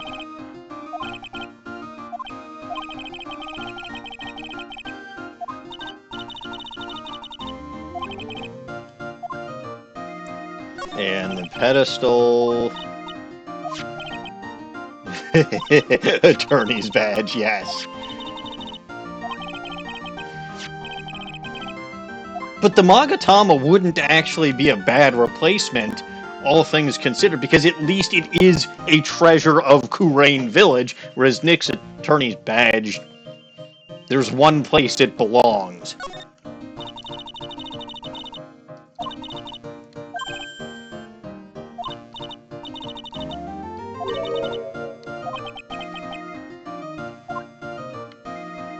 You do know where my attorney's badge belongs, right? I think it belongs on suit flap lapels. I think that's where you're supposed to wear them. No, my attorney's badge belongs at the bottom of Gourd Lake.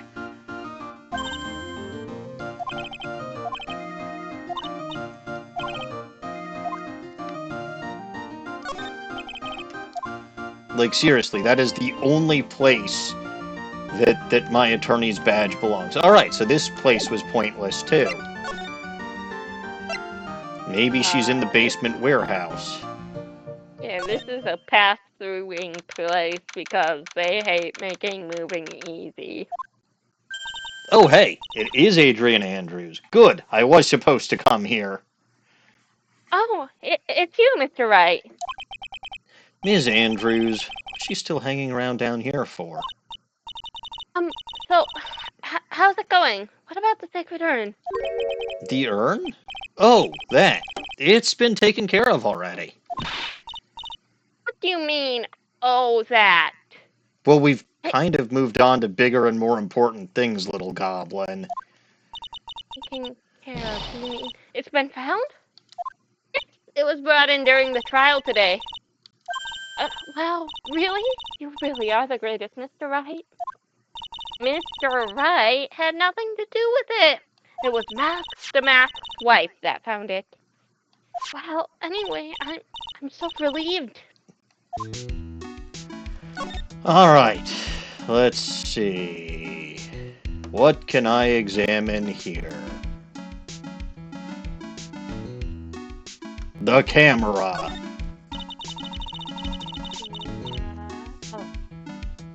This is the camera and computer that Detective Atme set up, huh?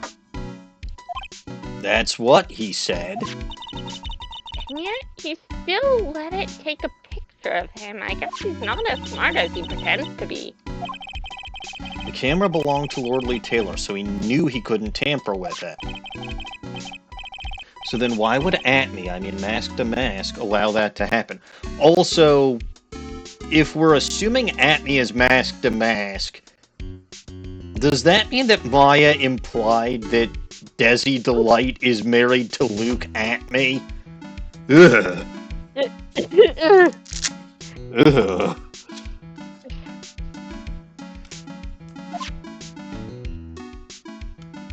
The computer is in fact the same thing. Mm-hmm. Maya's box. I don't have anything for that, so it's probably reused. Pathetic looking wooden box. Which actually doesn't look all that pathetic looking at it. Yeah, but Nick's make fun of little goblin senses went off. He didn't even know that was happening.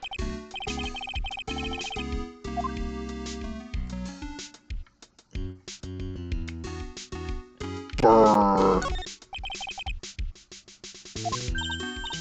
That's probably reused, yep.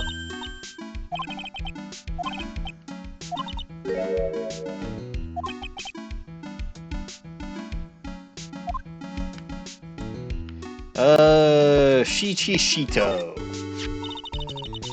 Detective Atme said he got hit on the back of the head with this by the thief, but that was obviously a lie. As it turned out that Atme was the real thief, it's still hard to believe. So how did she know that Atme turned out to be the thief when... Well, okay, I suppose we were supposed to have told her before we started examining, but... Like, I was gonna say, how did she know that Atme turned out to be the thief when she didn't know that the urn had been discovered, which implies that she hadn't watched the trial? But, like, I'm doing this in a stupid order. I'm sure we were supposed to tell her that Atme was the thief. Anyway, looks like Adrian feels really bad about it. I'm going to take full responsibility and fix that sword myself. I know I don't look it, but I have complete confidence I can fix it right up. I promise I'll fix it so you'll never know it. So you never know it was bent in the first place. Please be gentle with it. Her fixing skills, eh? You bet she'll do a very good job. And you'd never know that it was bent. I'm wondering if she's the one who actually restored the sacred urn to its original status. Anyway, your favorite thing, the ladder. That's for you. Yes, but you'd think that you would have this conversation memorized by now. A ladder! That's a step ladder. No, it really fucking isn't, but sure, go ahead, Phoenix. Oh, it's the same thing. You need to step outside your narrow-minded cultural conceptions. That's not word for word perfect, but you get the Close gist. enough.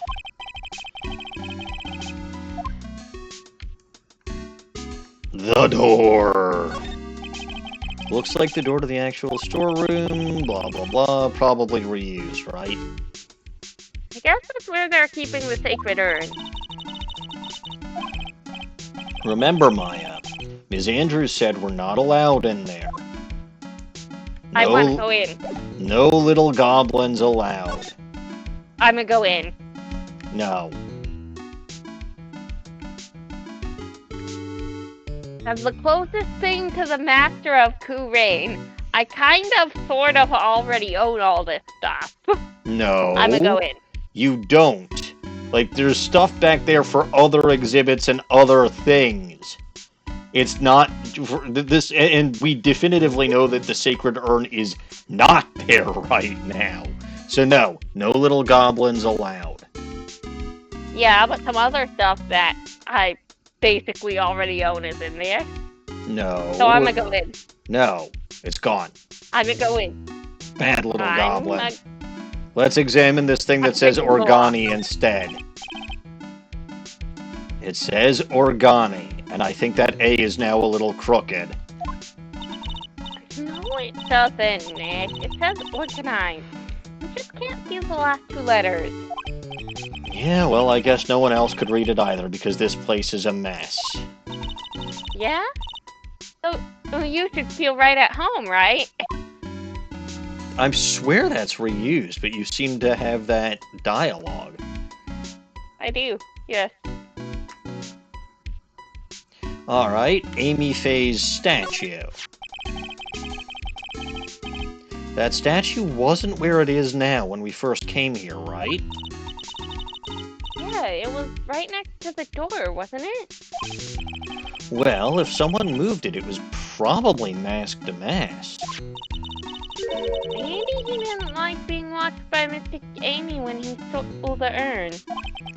Hey, cut it out. You're giving me the creeps with that kind of talk. The paint on the floor. What? I don't have that. We've done all the things that I have. And no, Yeah, I don't have even the basic outline of the paint on the floor dialogue memorized. No, it's reused. Alright. So... should I talk or should I present? It's your decision. Does Little Goblin have any recommendations? Well, you shouldn't ignore her, that's for sure. Well, yes, but talking and presenting both wouldn't ignore. Exactly. Fine, I'll talk. Okay, here's where we tell her that Damask was Luke Atney, and again, that very heavily implies that Maya was saying that Luke Atney and Desiree are married, which just, ugh. Heard all about it on the news. So that detective was actually the thief all along. It looks that way right now. It's my fault. I'm the one who ended up hiring Damask to guard the treasures. Don't blame yourself, you were just doing your job. Hey Nick, if she wants to apologize, you should let her. So when was it that you hired Detective Atme again? About 20 days ago. And when was it that Mask Damask's calling card arrived? That was about 10 days ago. So he sent a calling card to the very place he was hired to guard. I guess that's it then. Detective Atme must have really wanted that sacred urn after all. I guess so, but I have no clue why. The night of the crime. What? So, Master Mask murdered someone as well? Well... you're... sort of? That's how things look right now? Yeah, but I thought he was here stealing the urn at that time. Look, we've dealt with Heisenberg's uncertainty murder before, where it looked like literally the same guy was killed in two separate places by stabbing at exactly the same time. I'm sure we'll figure this bullshit out, too. Yeah, like Phoenix says, we're talking about a criminal mastermind, so anything is possible. Nick, let's get down to business already. On the night of the theft, did you notice anything suspicious about Detective Atme? His nose. No, I couldn't have. After all, he was hidden the entire nose.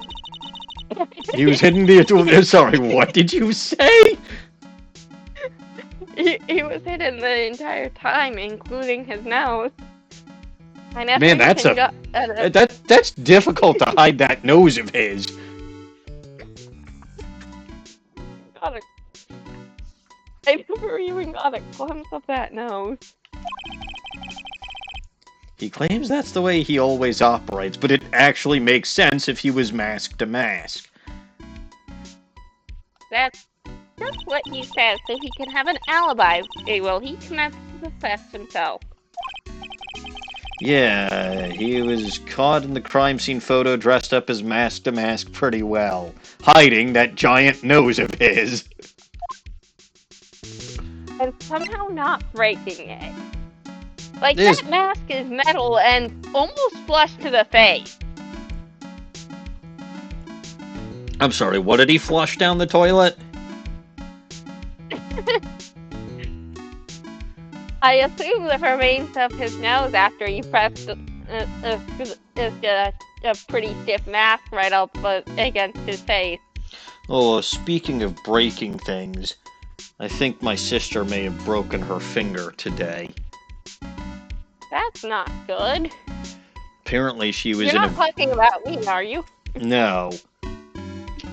The one that I just spent the past several days hanging out with. Perhaps that's still not good. No. It's bad for her to have done that. Apparently she was in a rush this morning and accidentally crushed her finger in the door. The good news is it's a finger on her right hand. The bad news is you still use your right hand for things like typing, and she's got long essays due fairly soon. So that's not good.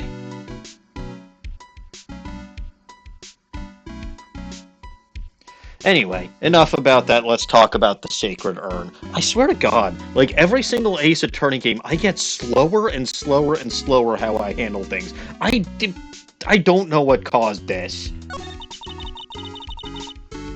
so glad that you got your Sacred Urn back. Yes, but there's still something that bothers me about it. What is it? I'm not exactly sure. No, I am exactly sure. And by I am, I mean me.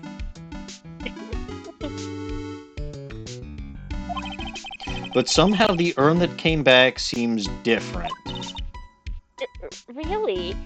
Yes, and someone was just talking about how she is excellent at repairing stuff so that you wouldn't even know it was broken in the first place. You wouldn't know anything about that, would you, Ms. Andrews? No, I don't know anything. Why would I? Aha! These things again. A psychedelic clock. Goblin, I have 2 snacks for you. Eat the locks. Sounds delicious. Oh, good. Pig Hi, Pig Rider Rider. understands the game. Good. Pig Rider, you can play the game instead of me. I'm gonna give you the controller. I don't think he's in Chicago. This I could isn't be working. wrong. This isn't working. But I still haven't figured out how these games. Well, okay. To a certain degree, I have figured out how these games work. It's still all just bullshit. Fun bullshit, except when Larry's trying to. Larry. It's fun bullshit except for when there's because it's not just Larry, it's whenever that comes up, which it has in game 1, 2, and 3 now. At least game 1 kinda condemned it. I And mean, at least Phoenix mentally called Larry out for it. it wasn't Larry. In this game, it was. Well, yeah, in this game that's fine. Yeah, but game 2 was horrible. Burn down that circus. Not my circus, not my monkeys. I'm done with You them were and I'll never fine. The see them monkey again. didn't do anything wrong. No, the I monkey mean, except for actually. stealing. No, the theft one of the thefts that he did was going to prevent another crime, except Phoenix was a dum dum. Where does Phoenix call her a fruitcake? I don't know. I haven't gotten there yet. Big Rider, that is a slur. What? It is it is an anti-queer slur. I haven't seen it actually used in such a matter very often, but it is. When I've seen that, it's just calling people crazy. I think it's also used as an anti-queer slur. It's not how I'm familiar with that term. It may have been That's co-opted. probably it. That may have to do with your different experiences. Are you suggesting that I'm old? No, I'm suggesting that you're straight and cisgender. Fair enough. But yeah, no, the expression that again, if it's a slur, it's a slur. But as I understood that particular expression, people who used it, right, nutty as a fruitcake, means that you're crazy.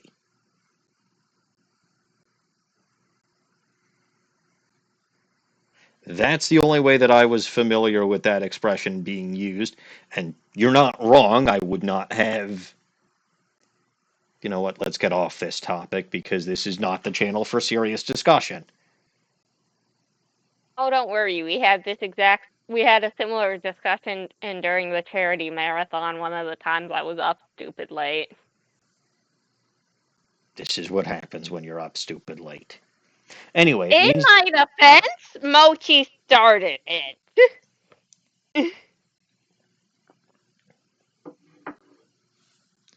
it means that the person that holds the secret to the mystery of the sacred urn is our very own Ms. Andrews. And I don't have any evidence. Okay, then let's present her with the attorney's badge. Well, I don't want to present her with the Magatama at this point. You do not, because I don't believe you have the means to break those locks at this point.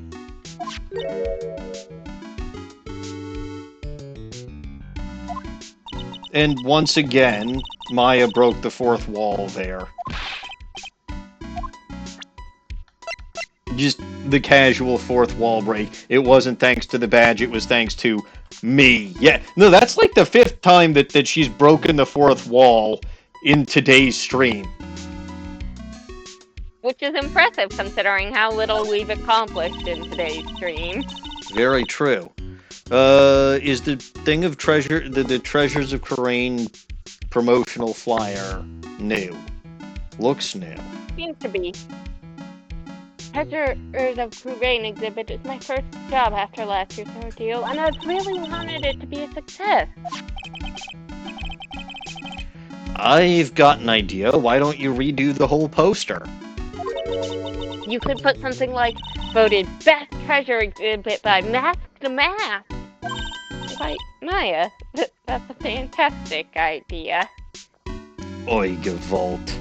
The calling card, which she would know about. I heard Detective Atme. I hired Detective Atme for security before we even received a calling card. I suppose that was a mistake. Atme. I mean Mask to Mask. He sent a calling card to the very exhibit he was hired to guard. I wonder if it was because he knew it would be easy to steal. Yes, but he should have also known that he could easily become a suspect. He hadn't in any of his previous cases where he stole shit. Amy Faye's statue? I thought the whole exhibit would be brightened up by something shiny and cool. That's why I went into the trouble of borrowing it from a branch family training hall. The whole statue is totally cool in my book. It arrived rather late, so I thought I wouldn't be able to put it on display. By the way, it looks like this statue was moved on the night of the theft. Do you know anything about that? Huh? No. It certainly wasn't me who moved it. Psychedelic clocks again! Why is she so flustered all of a sudden?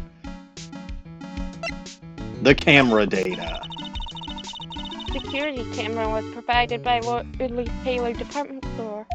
I took a close look at it the day after the theft. The timestamp on the photo is definitely real. The photo is the same. Yeah, I figured. Shichishito. Detective Atme said he got hit on the back of the head with this by the thief, because that was obviously a lie. Because it turned out that Atme was the real thief. It's still hard to believe. Looks like Adrian feels really bad about it. This is the same as preventing the though I believe. It is, yes. I'm going to take full responsibility and fix the sword myself. I know I don't look it, but I have complete confidence I can fix it right up. I promise you I'll fix it so you never know what was spent in the first place. Oh, please be gentle with it. This is still important to know, though, because, again, I think she's the one who put the urn back together the way it was supposed to. Blackmail letter. Nope.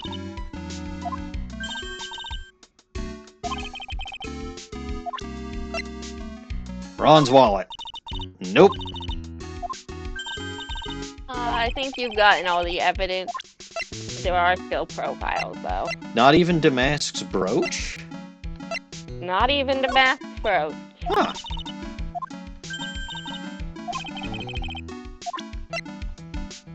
Alright. Me! I don't have anything for that. I don't know if it's Generic. reused Well, or it's not generic, but it's reused.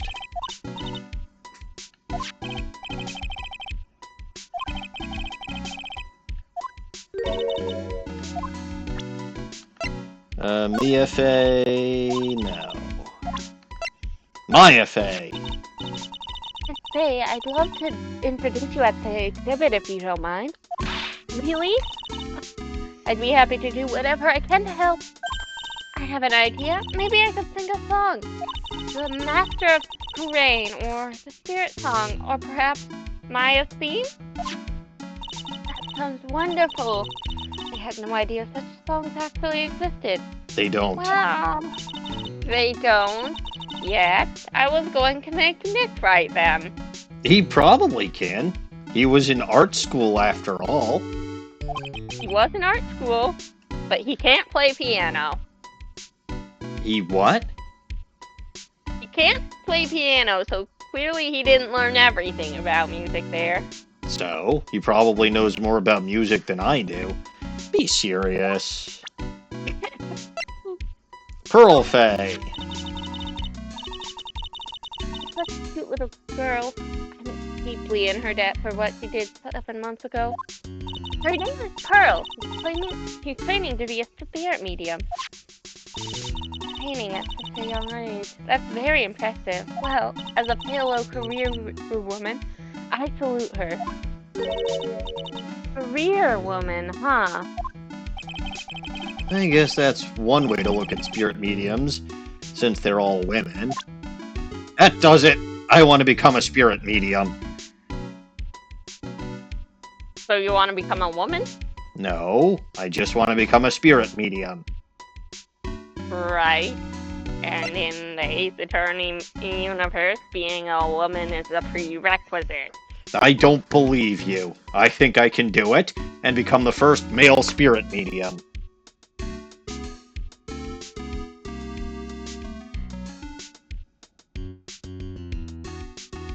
Then I'd be in a profession where I'm the only guy, and that sounds fun.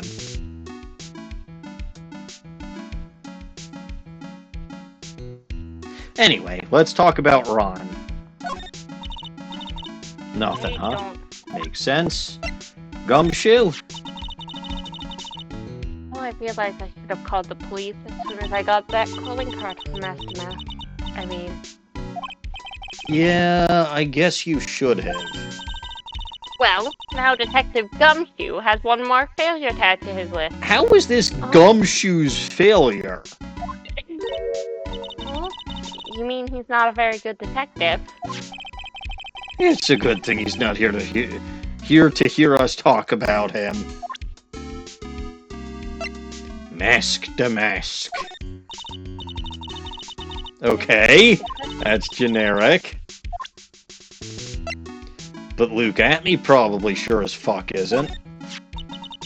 Well, Detective Atney was actually mask to mask. He seems really depressed. I can't say I blame her. She's the one who hired the fox to guard the hen house. Unknowingly, but yes. I'm guessing Desiree is... Yep. And she probably doesn't want to talk about herself because it's a trivial matter. I'm really terrible at judging people, I guess. I should have learned my lesson after what happened 7 months ago, but I didn't. I got taken in by this flim-flam detective. Don't feel so bad. After all, we're here to help. Yes, Mr. Wright really is a wonderful man, isn't he? That should have made me happy, but she just admitted that she's terrible at judging people. Oh, come on. I can tell you're happy anyway. Yeah. The Butz! Yeah, I figured. And She should have nothing to do with the Butz. no. Godot. Well, if she saw about the trial on TV, she would know about him. But it seems like that's all I've got for her for right now, right? Yeah. Yeah. Oh, hey. So I can actually go to the CEO's office from here. It's an odd place to be able to get to the CEO's office from, but sure.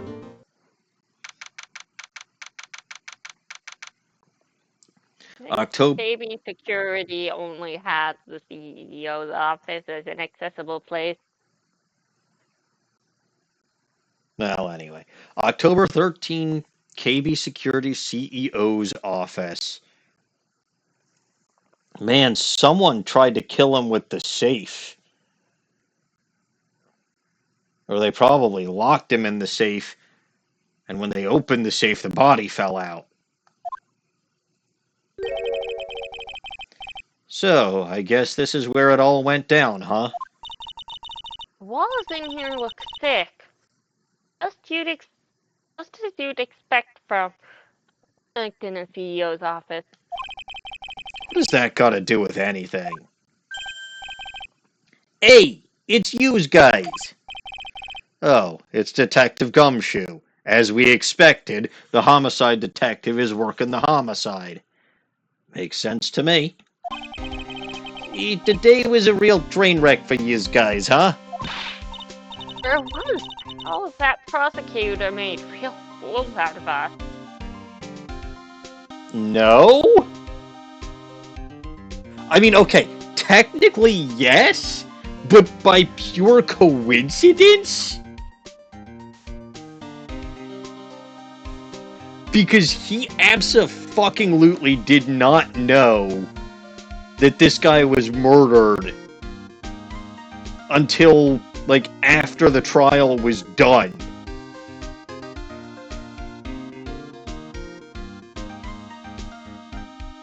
I mean, I guess you could say that he made Phoenix look like a fool by throwing coffee at him, but... But Phoenix always looks like a fool. Right. Regardless... Like, I don't think Godot actually had a master plan here. I think it happened to work out in his favor. But, like, that's purely coincidental. Because it is pretty clear, at least from my perspective, that he didn't know Kane Bullard was killed until after the trial.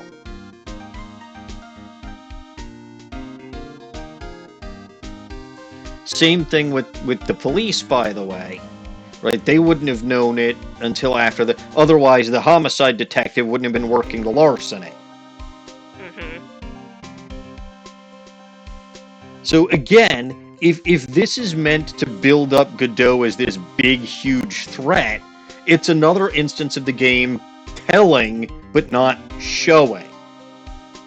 I don't think it's meant to build up Godot as a serious threat. He's frequently one of the more unserious prosecutors.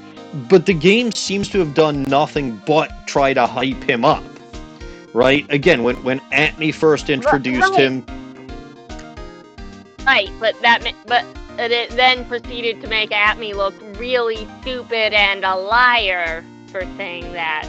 Yeah, well, so, I mean, but technically what Atney said was that Lost Edgeworth acknowledged him as a great prosecutor. Lost Edgeworth doesn't even know this fucking guy, which will be established. We don't know that yet. But the other thing being, I think Phoenix himself says at the end of the first, at the end of the first trial, that there is no more dangerous of a foe that he has ever faced than Godot. Like, I'm pretty sure that that's literally dialogue that he says. He's worried about third-degree burns. Yeah, which is more actually damaging, third-degree burns or getting whipped into literal unconsciousness? Unclear. Or having to put up with Lost as Edgeworth's massive ego, which is more dangerous than both of those things? No, I don't think that's true. As someone with a massive ego, yeah, it's true. You're wrong.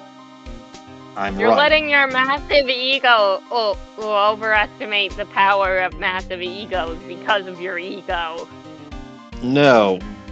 Remember You're being egotistical about your ego. No, remember in case 1-2, where the combined egos of myself, Kilometers Lost as Edgeworth, and Red White damn near caused an earthquake and caused the courthouse to topple in on itself.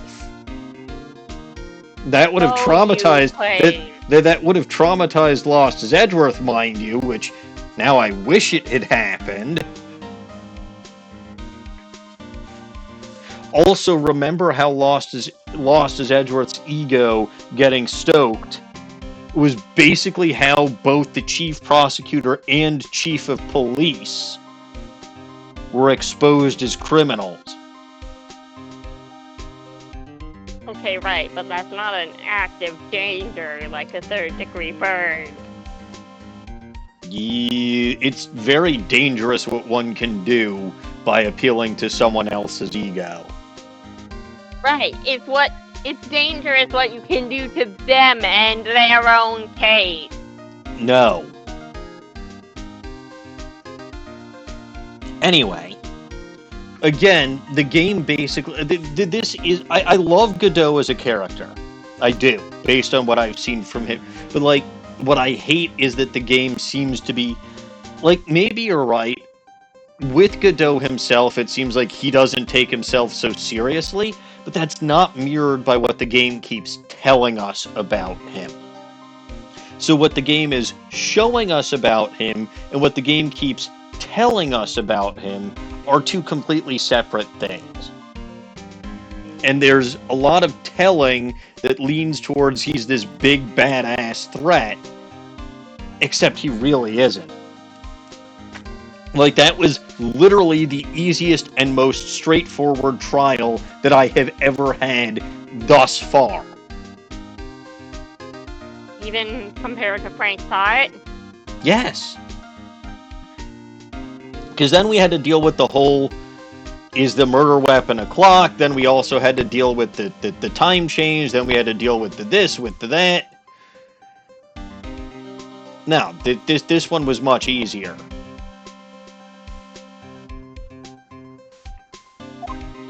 Anyway, yeah, I feel for yous.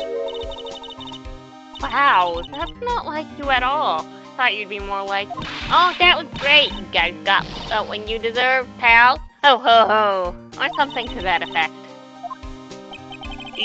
Do I really sound like that to yous, pal?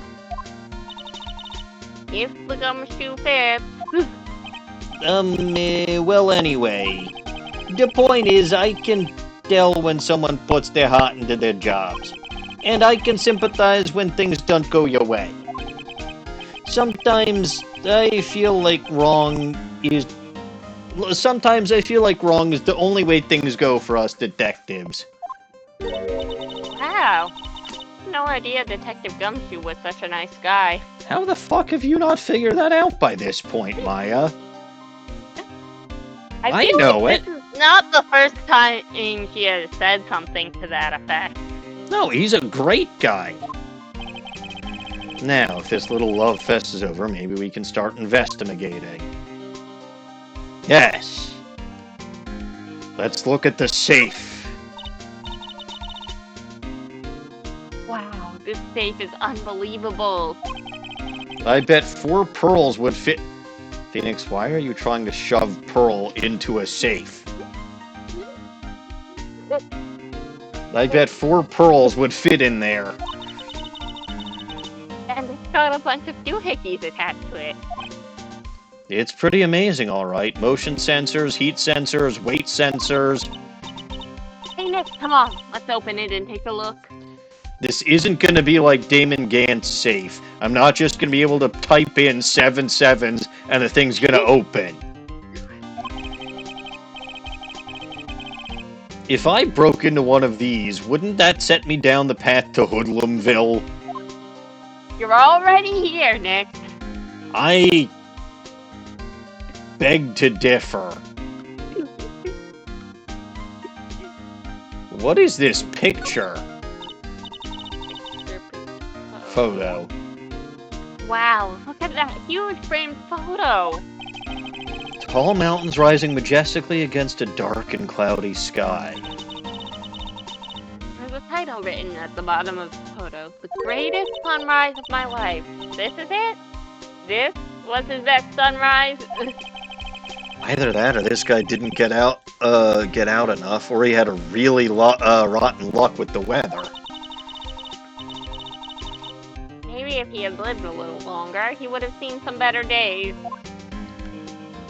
Ah, a telephone. Perfect. This must be the CEO's desk. It's a lot simpler than I would have thought.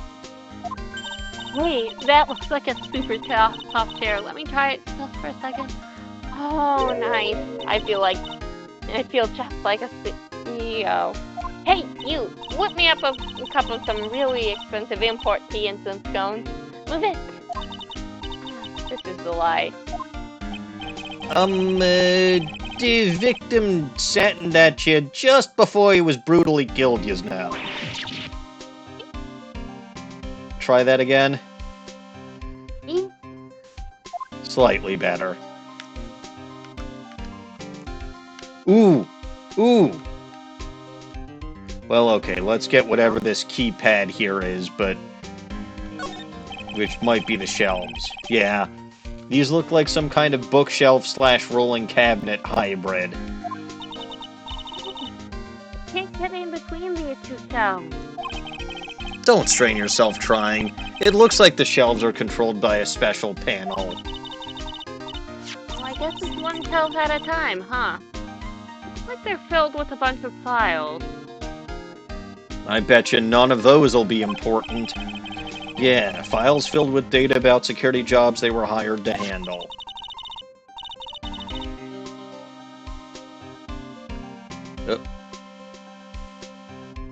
Did I Could be a good night's reading if you've got insomnia. I was hoping for something a little more exciting, like UFOs or something. Talk to Lotta. I'm sure you two swapped phone numbers. Okay, so I can't check the files themselves, but big red button. I'm gonna press it. There's a button here. Let's see. Beep, beep, beep. Told you I was gonna press it. I think I pressed it. Hey, cut that out. Don't press that. That was pretty funny. I didn't know. I never knew Detective Gumshoe could jump like that. What is that button anyway? It's an emergency buzzer. It says so right there on the panel. You're right. Written right there, Nick. How many times have I told you to read the instructions first? See? I pushed it, not you. This alarm's connected to the basement guard room. It's used to summon security up here. Really? Then it's possible on the night of the crime. Oh, so when the CEO was attacked, do you think maybe he pressed the buzzer? It wouldn't surprise me. Yeah, I thought about that, so I asked around down there. But they said the buzzer never went off that night. Also, we couldn't find any fingerprints on the buzzer. Except now it's got Phoenix's fingerprints on it. Mr. Bullard, the victim... Or Maya's is slightly unclear. Yeah, no, I'm, pretty sure Maya was just trying to blame Nick for pushing the button that she pushed. But I totally would have pushed that button. Mr. Bullet, the victim, wasn't wearing any gloves, by the way, just so you know. Think we'd better go talk to that guard about this emergency buzzer. Emergency buzzer added to the court record, connected to the basement security guard office. There are no fingerprints on it. Was the guard Luke at me by any chance? Or it was Larry Butz, wasn't it? And he wasn't actually in that fucking office. God damn it, Larry. Whatever book this is on that table. Check out this big, thick binder here. Looks like... Wait. Leave the heavy lifting to me, Nick. Reading the file isn't exactly backbreaking work. It's just a little hard on the eyes. Not backbreaking work. Then why haven't you read your law book, Phoenix? Because it's head-breaking and foot-breaking. Aha! What did you find out, Nick? This file. It's not about any sort of security operations or anything. This huge file is all about Mask to Mask. It's filled with info on him. What kind of info? It's filled with incredibly detailed information about his methods in the crime scenes. Hey, Nick, look at the last page. It's a list. Let's see. Tears of Emanon, 100,000 ducks. This looks like a list of all the treasures that Mask to Mask stole.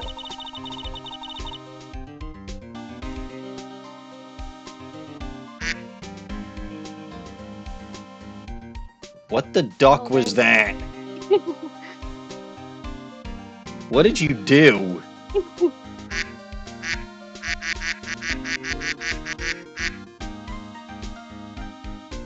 Okay. Then 100,000. So then 100,000 was the value of the stolen item. I don't know. That number sounds kind of low to me. Yes. Yes, it kind of does. Especially if you're looking to satisfy Desiree's shopping sprees. I think I'd better secretly make a copy of this list. Hey, Gumshoe! Look! An elephant! Oh, it worked. Kane's list added to the court record. Found on a table at the crime scene. Alright. Tears of Eminem, Jewel, 100,000 ducks. Crown of Bologna, Artifact, 150,000 ducks. Left Hand of Hades, Sculpture, 240,000 ducks. Portrait of Me Gina, which might just be me wearing blue jeans, I don't know. Painting, 500,000 ducks. Fascinating.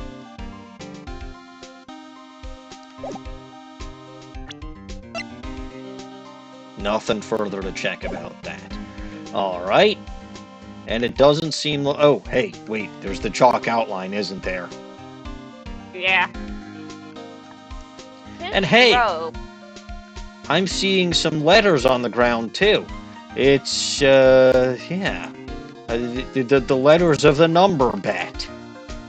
But yeah, let's actually look at that chalk outline. It's rope.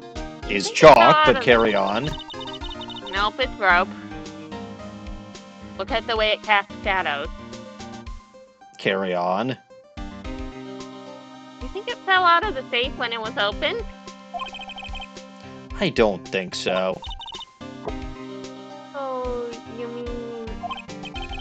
Yeah, I think this chalk outline shows where and how the corpse was lying. And the corpse was lying because it wasn't telling the truth about it being a chalk outline. You mean the victim? He was killed by being crushed by the safe door? Yes. Or his dead body was stashed in the safe. One of the two. That sounds implausible. It sounds quite plausible, actually. She can't be No. serious, can she? Well, this was a whole lot of nothing. There's still Gumshoe here. Oh, hi, Gumshoe. Ooh, I can go to the security room. But before that, let's talk about what happened. Detective Gumshoe, tell us what you know about the murder. Okay, but the thing is, I'm really not supposed to. Hey, come on. What happened to what about how we put our hearts into our work? Things are really working against us right now, and we need help. Okay, I'll tell yous. Just don't start crying on me, okay, pal? Looks like the sad goblin noises work on Gumshoe, too. Okay, I won't cry on you, pal. The victim's name is Game Bullard. He was the CEO of KB Security and the pretty big fella in his own right. Yeah, he does look a little chubby, doesn't he? His corpse was discovered at 9 o'clock this morning. His estimated time of death was 1 a.m. in the morning on October 12th. Cause of death was blunt force trauma to the head. Probably an object in this room. It happened at exactly the same time that Mask to Mask was stealing the urn, huh? Autopsy report added to the court record. Time of death, 10:12 at 1 a.m. Cause cerebral hemorrhaging from blunt trauma to the head. Concussion! Link's got 400 of those. Why did it take almost an entire day to discover the body? There's a good explanation for that one. Bullard's body was... See, I told you his body was stashed in that safe. No, he was clearly killed by being shoved in the door, and then the blunt force trauma was just a cover-up. Uh-huh. Bullard's body was stashed away inside that there safe. Safe? Well, it is pretty big. Doesn't seem very safe, though, if your dead body's in it. It was a safe place to store the body. Nobody had heard from him. Well, it wasn't a very safe place for Kane Bullard. Nobody said it had to be. He didn't care because he was dead at that point.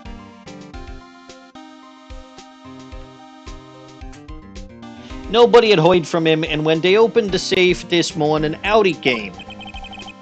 Oh, so the body fell out. That white chalk outline must be the shape from when he fell out. I think we still need some more information about Mr. Billiard.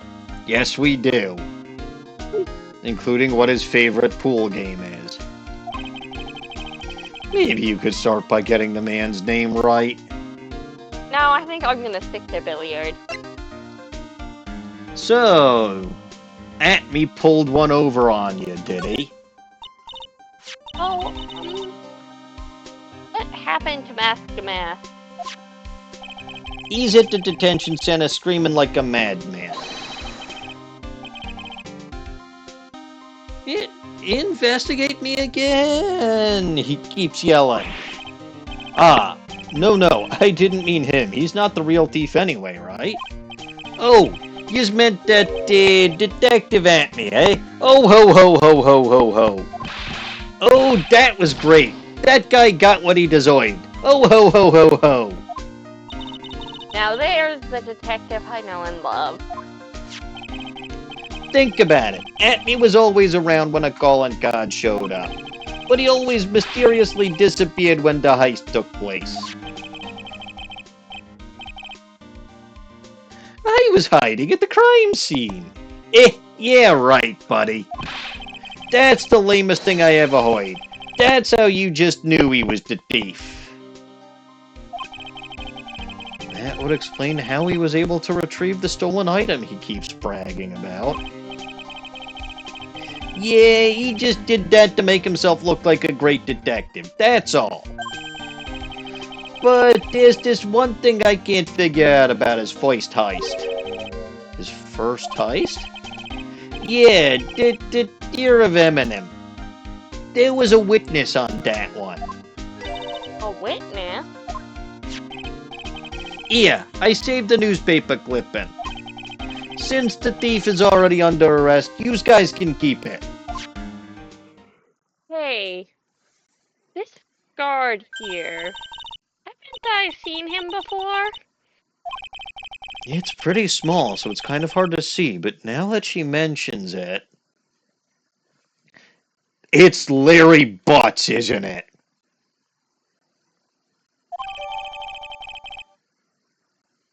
Newscaper. It is a newscaper, yes. No, newspaper clipping added to the court record. An article on Mask to Mask's first heist.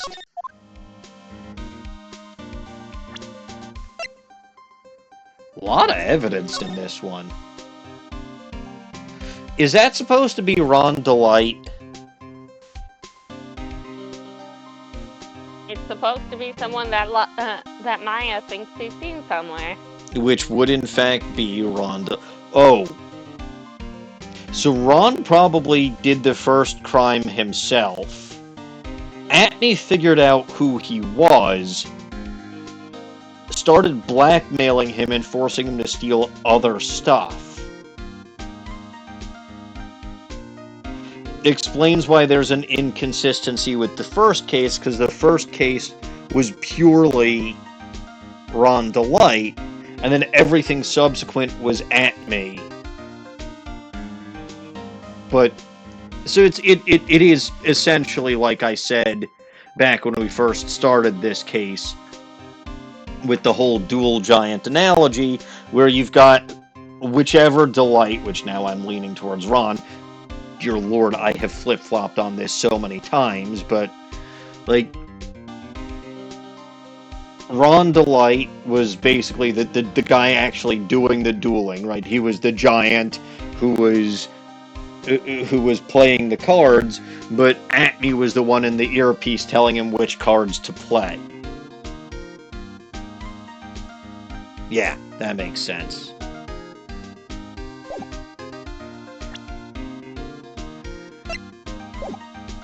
Tell us about this prosecutor Godot. Oh, that prosecutor. I really don't like that guy. The way he used our own evidence to do that to Mr. Delight. Yeah, I think he did it that way just because he knew it'd hurt more. That's what my gut tells me anyway. No, he did it that way because that was the only way to do it. Like, okay, again, there was no master plan here. No, he's just stupid. I wouldn't say he's stupid. I would say he got lucky. But again... Oh, the reason I feel like he's stupid is a silly thing in the next case that I didn't process as... That I didn't process as the primary source of stupidity and also having a valid explanation at the same time. Valid explanation does not... Yeah, you'll get there. No, I won't. Not at this rate. Eventually. That's what my gut tells me anyway. So who is that Java-addicted masked maniac anyhow? There's only room for one maniac around here, and it's only me. Prosecutor Godot! He's quite the enigma, huh? The thing is, pal, I never even heard of the guy before. He just showed up one day at the prosecutor's office, came right out of nowhere.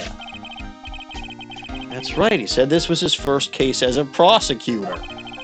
And it's true, according to the records anyway. But, no way he's an amateur. He's an Iceman in the court. A maverick that gave me goosebumps. Again.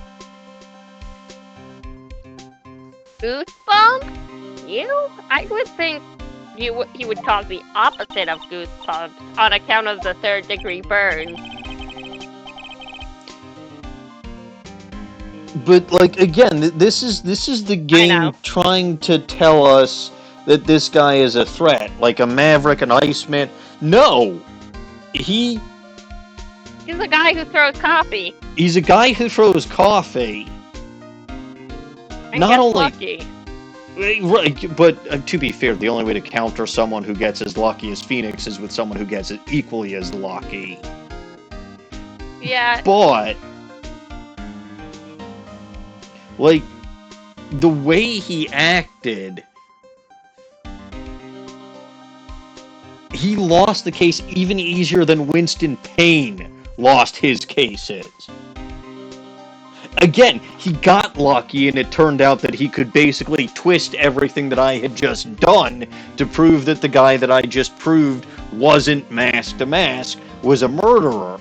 But that's pure coincidence. Even if they found the body at 9 o'clock, Godot was already in court, tried to actually reach Kane Bullard, and didn't know that the guy had been killed until after the trial was over. So there was no actual master plan here. None. Yeah, I knew something was off about him, so I asked around. Nobody would talk to me. They all just turned the other way.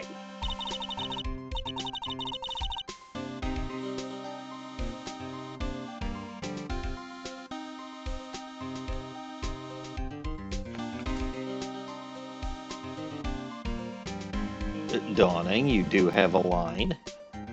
Do I? Yeah.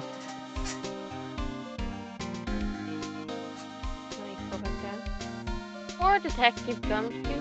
I had no idea you were so unpopular. Ah, no, that's not what I meant.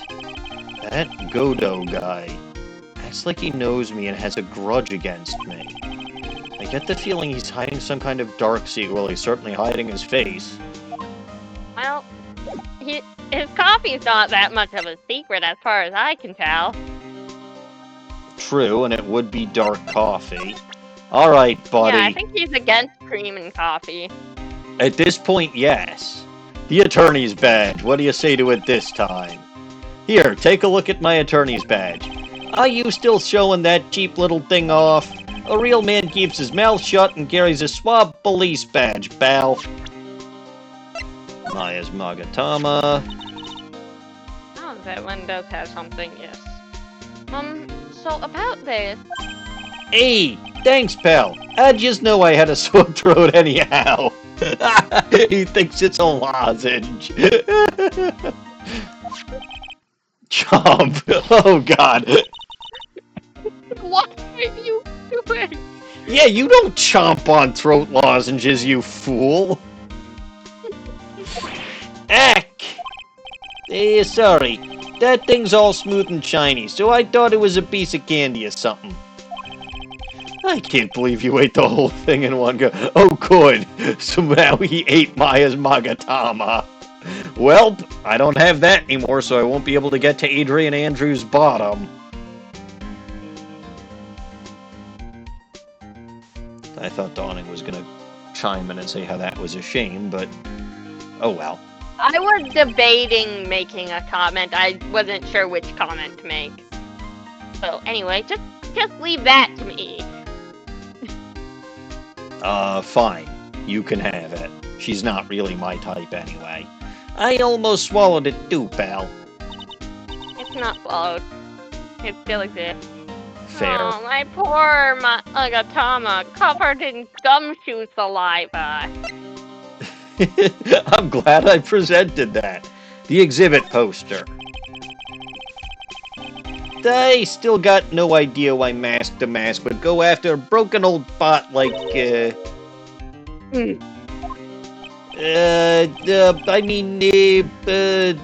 This tasteful old family heirloom. Good point. Why go after a worthless piece of junk like... I mean, worthless in a good way. I mean, this is a first for the guy. Adrian Andrews hired Atney as security before the calling card even came. Wonder if that has anything to do with how things played out. The calling card itself. Remember, don't tell anyone about that emblem, okay, pal? Does the thief ever send... This is for you. Probably. No, always did the victims. Up until now, the victims have always come to us looking for help, though. That's not what happened this time, Amy. Yes, yes.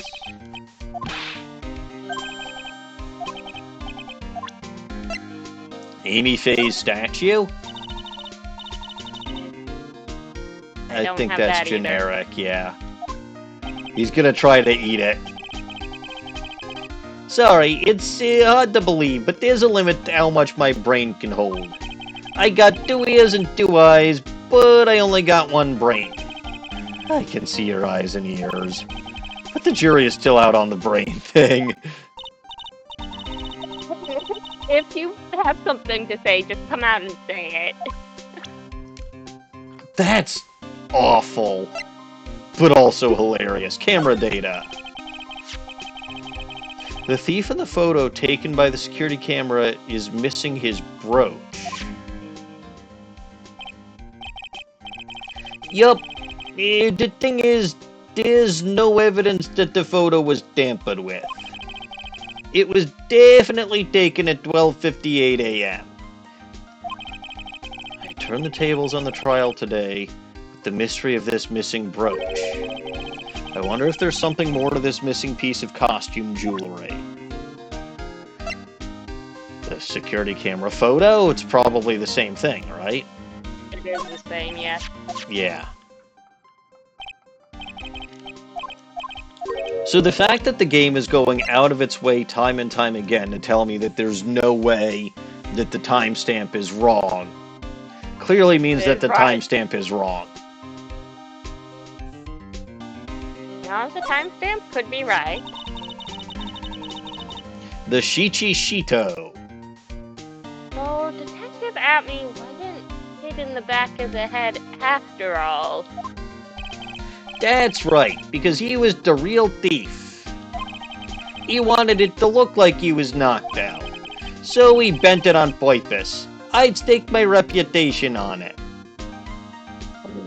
But I don't have a reputation, and even if I did, I'd probably be wrong this time. What kind of a creep would ruin an antique for that? An antique that was probably worth more than the frickin' urn that he stole. Blackmail letter. About this blackmail letter, does it make sense to you how the blackmail letter's talking about some kind of flashy red diamond that we know Ron Delight doesn't have, but Luke Atney sure as shit has? Yeah, I've been thinking a lot about it too, pal. Why would Gain Bullet have been blackmailing Ron Delight anyway? Well, Mr. Delight used to work at KB Security, right? But what was it that made him quit? Nick, that's it. Maybe that's the same reason he's being blackmailed. Well, I'm in the middle of investigating that right now. Oh, alright. The wallet. This is proof that Ron Delight was here at the crime scene when the murder happened, or at least somebody with his wallet was. His wallet and this key card, huh? I think we need to ask Mr. Delight some more about those two things. Well, we couldn't. So that's the CEO office key. Also, the publicity photo. Alright, so this is the generic.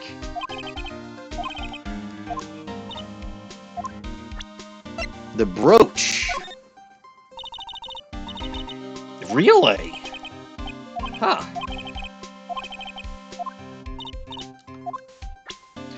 Also, again, Ron Delight's fingerprints are on this. Like, Godot made a point about saying that when he presented it as evidence, but it's not in the description, and it was never mentioned at all after that. So something stupid is happening here.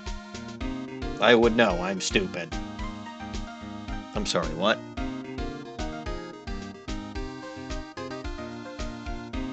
I mean, I'm not stupid. I'm smart. Yeah, smart. If you say so. Tell me about the CEO office buzzer. Oh, so he's immediately forgotten about it. Well, maybe Maya should push it again.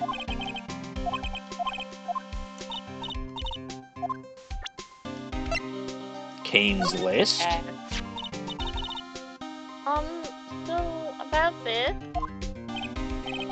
What's that? Hey, wait a minute, Maya.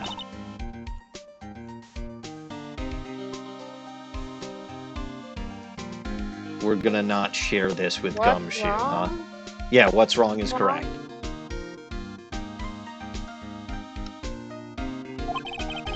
We copied that data without permission. Don't show it to him. He might get mad at us. So, what are you still whispering about? Oh, nothing. Just my billfold where I put all my bills. That's a pretty thick billfold you's got there, pal. Now I really want you to show it to me. The autopsy report? No. He doesn't remember that. He really doesn't.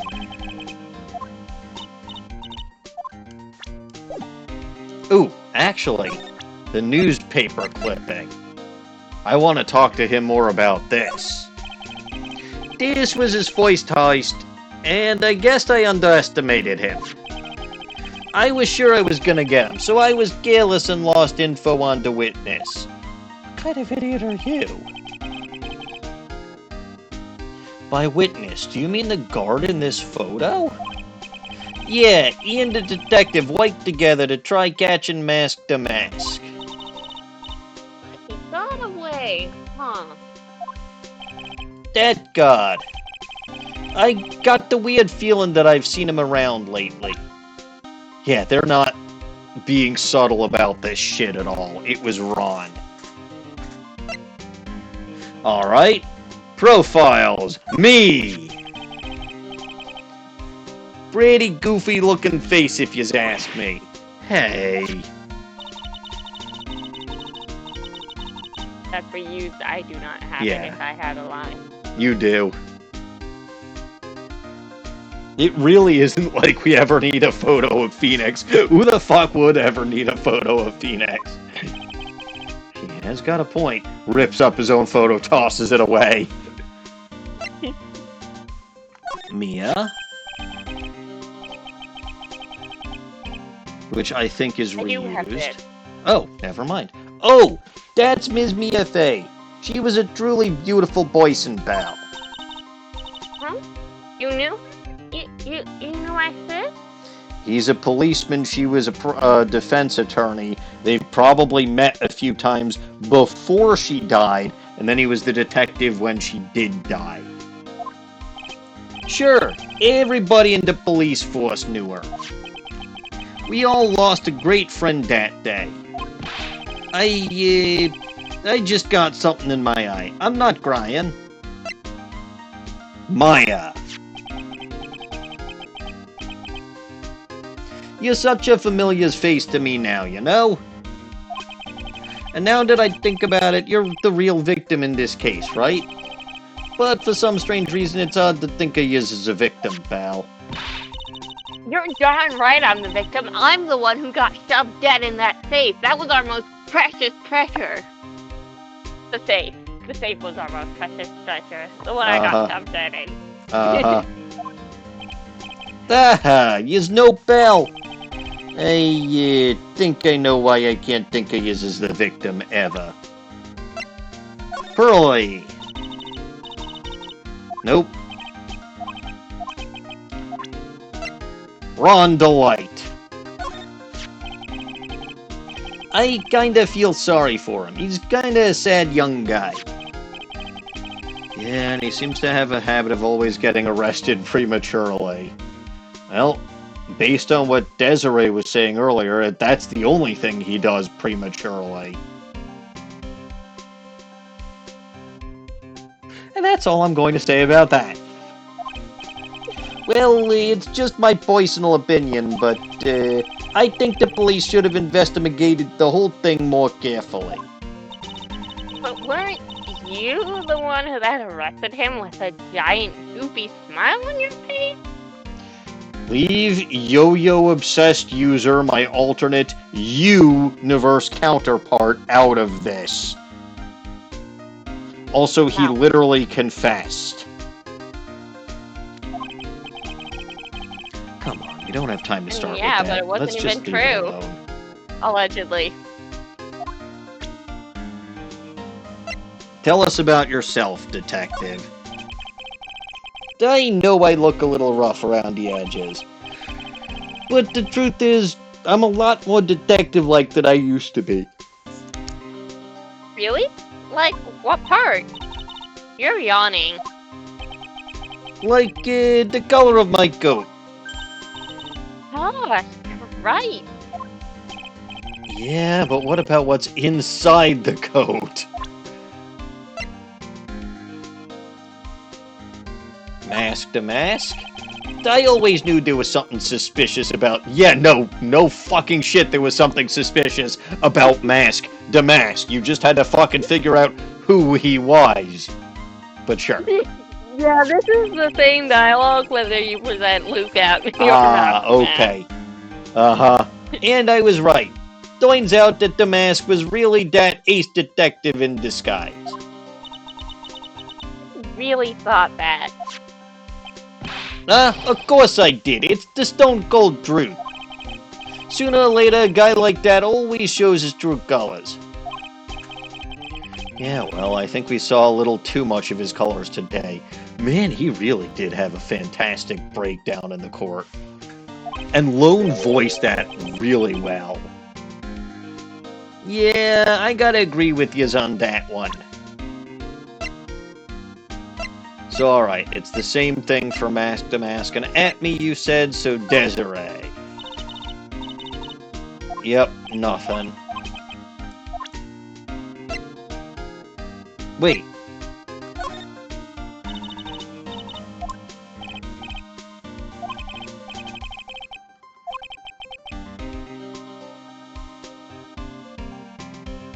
That's slightly different, actually? Huh. Weird. Anyway, Adrian Andrews. Nothing, huh?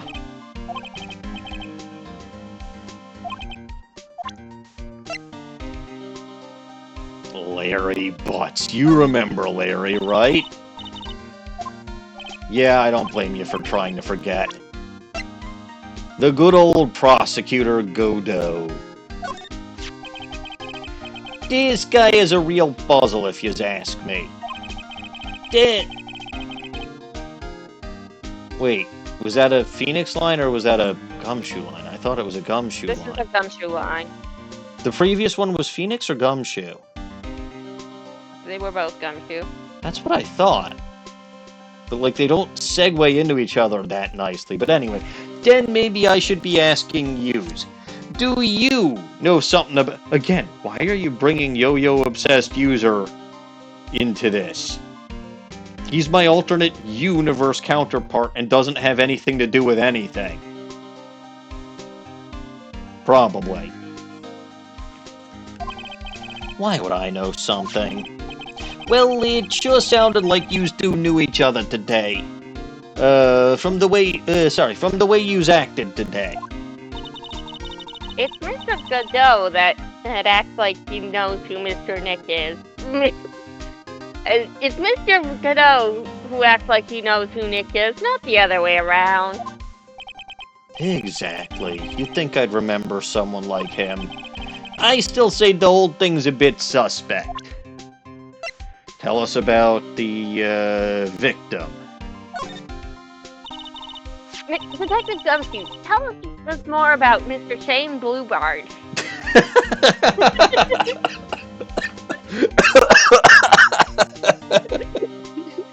This is an ongoing thing. She can't get his name right, can she?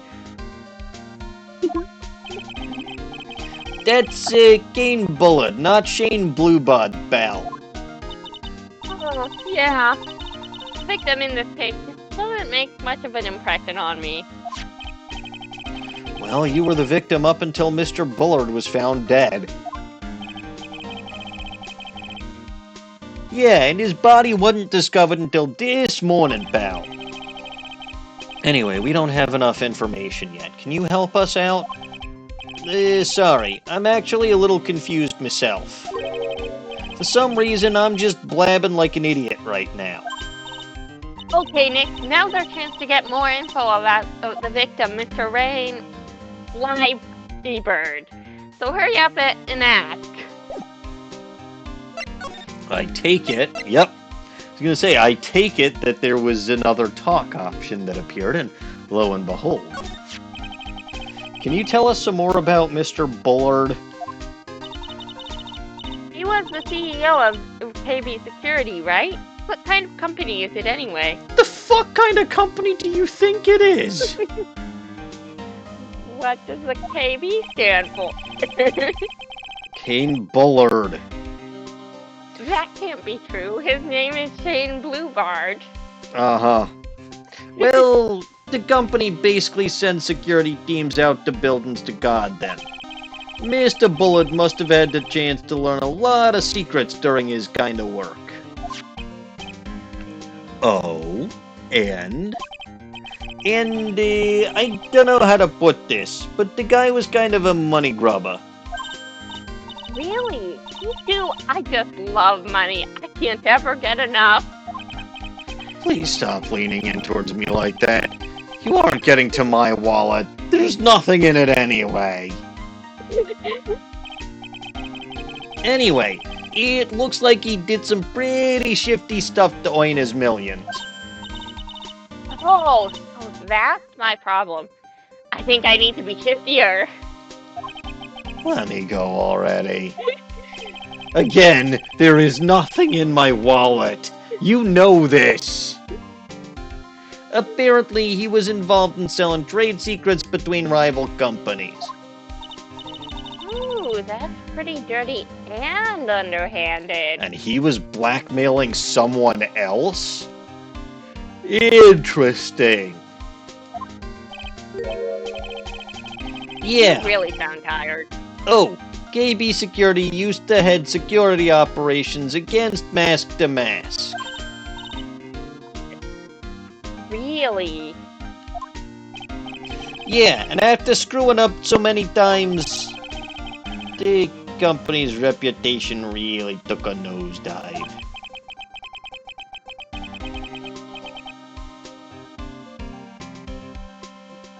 Explains how Ron was able to be on site and knew everything about the security systems at those locations. Yeah, okay. My final theory, at least until something more concrete comes around and probably shifts me back to Desiree, but my final theory is Ron is Mask to Mask. The original case was him trying to earn some money for Desiree after he quit KB Security. No, that wouldn't have made sense. Because the only reason he started stealing was because he quit KB Security and wasn't earning a bunch of money anymore. I don't know. But I'm pretty sure he's Mask to Mask, and he quit because of the shady shit going on at the company, or he was fired because he's the one who allegedly kept screwing up every time the mask showed up. He was the one assigned to this, or something. But anyway, so it really was Bullard who sent Ron the blackmail letter? Huh? Okay, I fail to see how we got that from anything that, like, okay, Gumshoe said something to the effect of he would do shady shit for his money, but, like, never actually confirmed that the blackmail letter came from Bullard. But alright, that seems to be everything I can do here. So, where should we go? The security room. Yep. I found a bag of marbles. Those aren't yours. I never said they were mine. I lost my marbles ages ago and would be very surprised to find them anywhere. Yeah, I ate them. They tasted like diamonds. I don't know why my marbles would taste like diamonds. They were just glass. Well, they tasted like diamonds. And yeah, I'm talking about literal marbles. I had a whole fuck ton of them at one point. Oh.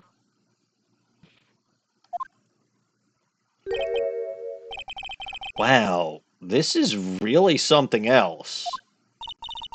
For a security guard office, it sure doesn't feel very secure. Yeah, we kind of just waltzed right in, didn't we? Yeah. Yes, Phoenix. This is Larry's room. Hey, Nick, what's up? Yep. He is here. He was probably the one... No, he absolutely was the one on duty that night. And he didn't show up to KB's room because he was too busy doing something else. Because he's an idiot. So he is here. Yo, how's it hanging, dude? I'm skipping the rest of his line. Hi, Larry. Here I was working my fingers to the bone. And in walks an angel. I've got no problems with the daytime date. It's all good. Not interested. Oh, I thought he was talking about Angel Star. He's not here. Regrettably. I miss her. No, that's not what we're here for. We're investigating the Bullard murder case. Huh? Oh, yeah, that's right. You're a lawyer, aren't... How the fuck did you forget I'm a lawyer? He's so hopelessly clueless. Well, if it's about the murder case, boy, have I got some good... Oh, God, no. Really? What is it?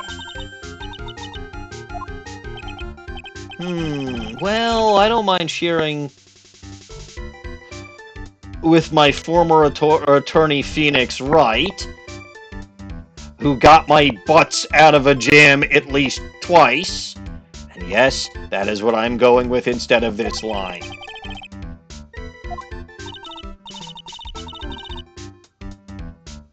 Which I suppose doesn't make any... means that the rest of this stuff doesn't make any sense, but I don't give a shit.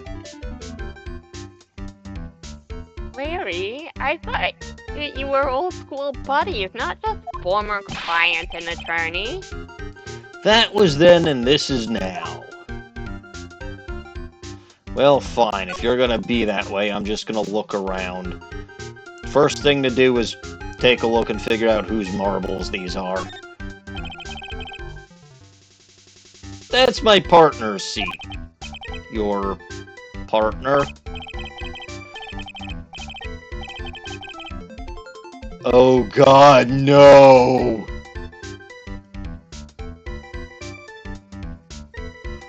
Oh, please, yes! Well, that's what I call her. She's my superior, actually. Kind of a weird old lady. You mean old bag, whippersnapper. There's tea spilled all over that machine, you know. Snipper-wapper! I don't have to use these machine-a-majoo-hickamajigs. I have no idea how they work anyway. Oh, don't worry about it. Just the other day I spilled some chocolate milk on... Yeah, these are the two most competent people that you've got. But it still works fine, more or less.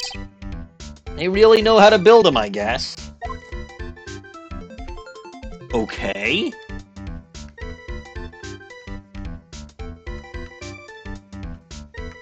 So what's this paper taped to some of the machines?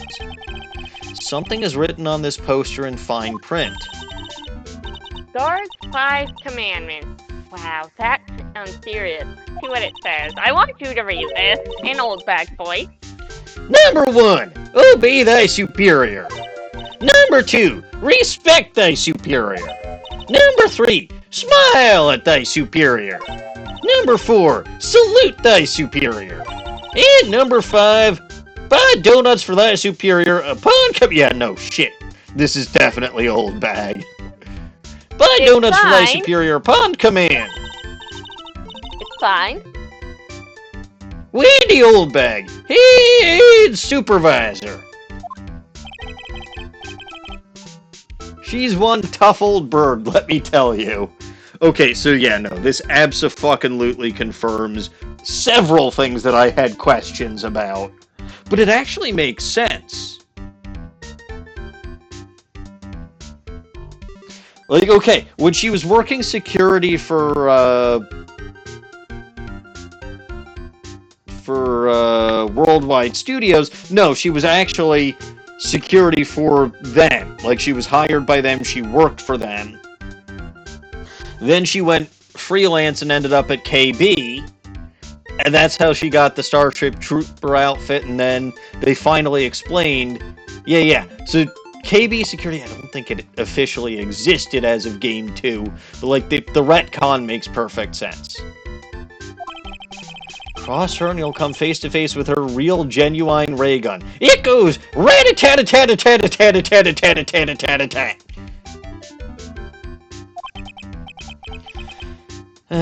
Yeah, sounds scary, alright. Well, fortunately, she's on vacation. That's why I'm so relaxed right now. Gosh darn it! It's okay, they cameoed her, but having her in all 3 games of the trilogy might have been a bit much.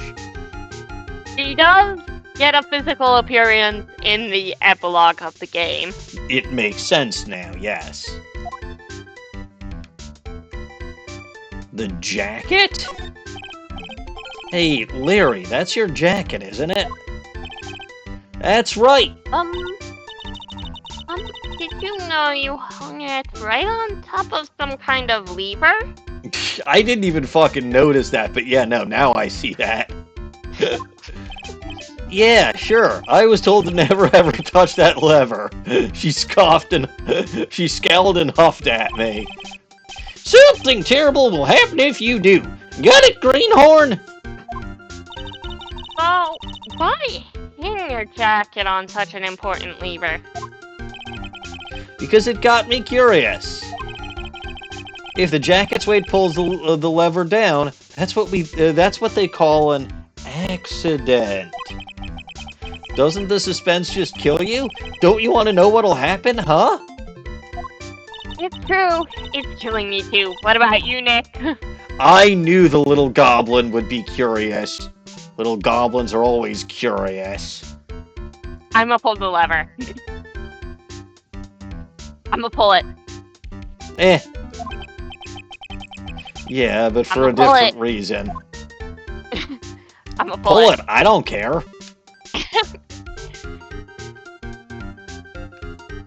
You act as though I didn't immediately push a big red button when given the opportunity before. All these security monitors. Wow. Take a look at these things here. Hey, Hey, Larry, what are they? Oh, no, that's the wrong one. You know, I'm looking at the actual security screens. These screens there show what's going on all over the building. Everywhere. And it's my job to keep a steady eye on them. All of them.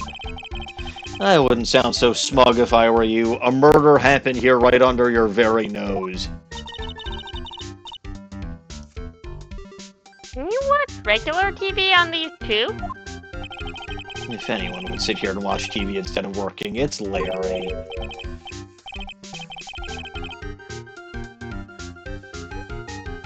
Oh, right. Hey, Maya, I'm a pro, okay? Besides, you can't get regular TV on it. I've tried. Then how do you know that, Larry? Because that was my first bit of investigation, if you know what I mean. See? I knew he tried. ... I know what you're thinking. It was a professional investigation, all right? Yeah, like my professional investigations and my professional research that I did in Gerudo Town. I get you, buddy. I do. Dawning, you are well aware that it was professional research that I was doing in Gerudo Town, right? Sure. It was. Yep, that's what you always say. And apparently, somewhere between Breath of the Wild and Tears of the Kingdom, it worked, because somehow the incompetent buffoon known as Link got a Gerudo girlfriend in Tears of the Kingdom. So don't tell me his research didn't work.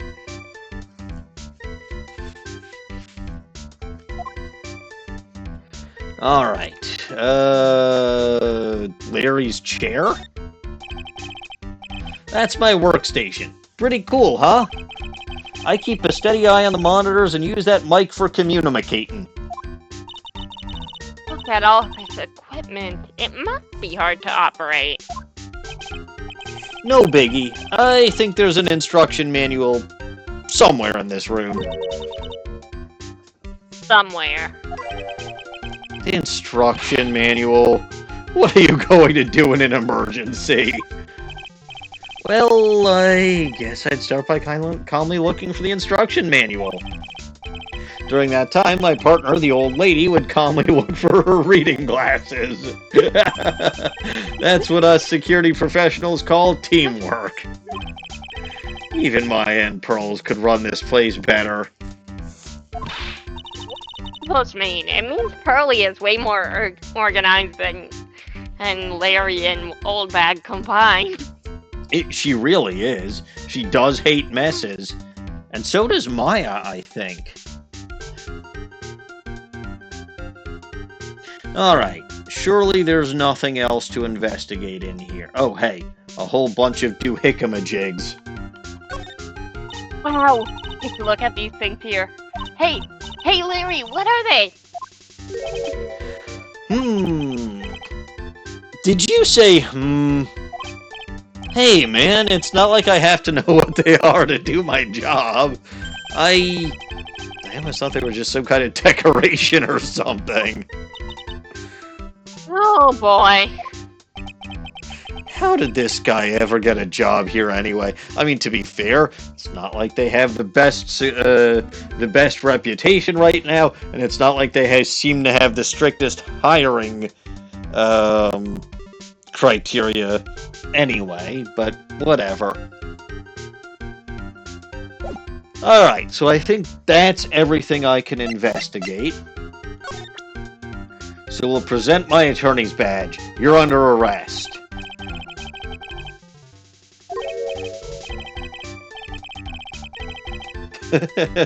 Hey Larry, there's something I want to show you. Hey Nick, I told you, I'm a pro, and you don't interrupt a pro when he's working. I don't have time to sit and chat with you, alright? Oh, is that right? Oh! Again, what does Yo-Yo Obsessed User have to do with anything, and why does everybody keep bringing him up? He's a jackass. He's my evil alternate universe counterpart. Because I'm the good one. You're the good one. That's scary. We're going to have to squeeze this guy if we want to get more info out of him, huh? Is that for everything? Yeah, you cannot present anything to him yet. I will present his own profile to him.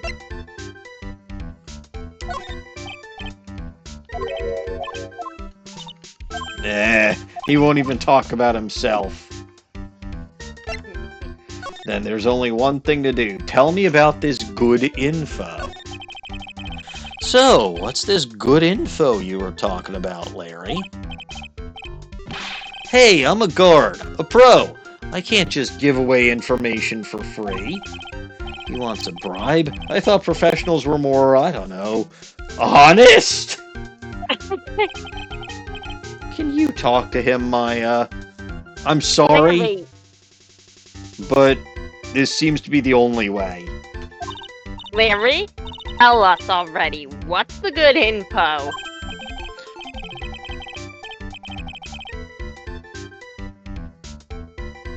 Larry. Okay. You really want to know? Yes. So tell me. Okay, so the thing is, Ron DeLight was an employee here. And naturally, since I'm a pro, I looked into his background. Probably because you saw his hot wife. But okay. Yeah. Follow me? Yes, you're a pro. I follow you. Go on. Well, 1 year ago, Ron DeLight... Aha! So he didn't quit, he was fired. And there was no warning at all. It just happened all of a sudden. I know this is a small company, but I think that was pretty awful. Yes, you must have done something bad to get fired like that. Or, again, he got fired because he discovered some of the shady goings-on that Kane Bullard was up to.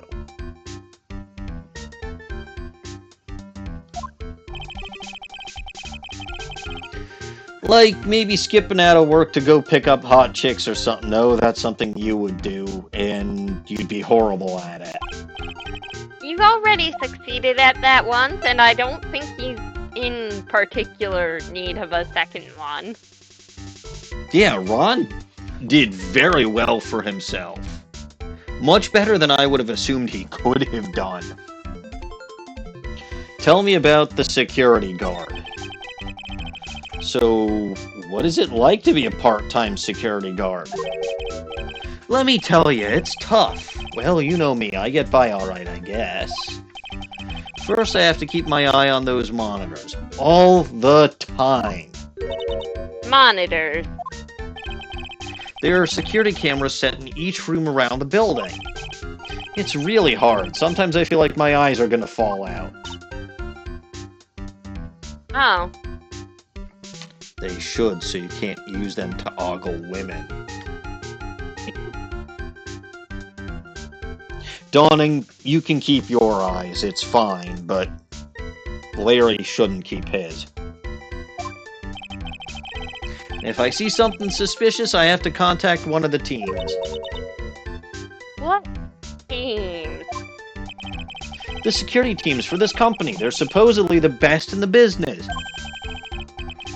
But I'm no amateur either, so if it's something small, I don't bother calling them. So in other words, you basically watch TV screens all day long. The night of the crime. This is very interesting. You were in this office when the murder took place, weren't you? Well, why do you say that? This is just a part-time job for me, and I can't operate the equipment, and I'm dumb.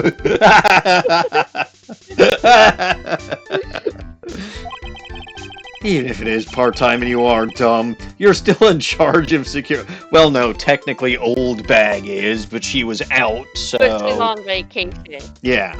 You were in charge of security. I don't know who the fuck thought that was a good idea, and this explains exactly how Kane Bullard got killed. But oh well. Dang, Blue Bard. Hey, give me a break. Don't try to pin the whole thing on me. That's not fair, Nick. Huh? I don't think you can expect someone like him to be willing to take any sort of responsibility. He never does. Anyway, the point is you were here that night, right? ... No shit you were. You had Ron Delight's wallet. Oh no, I knew something smelled bad and it was the Butz after all.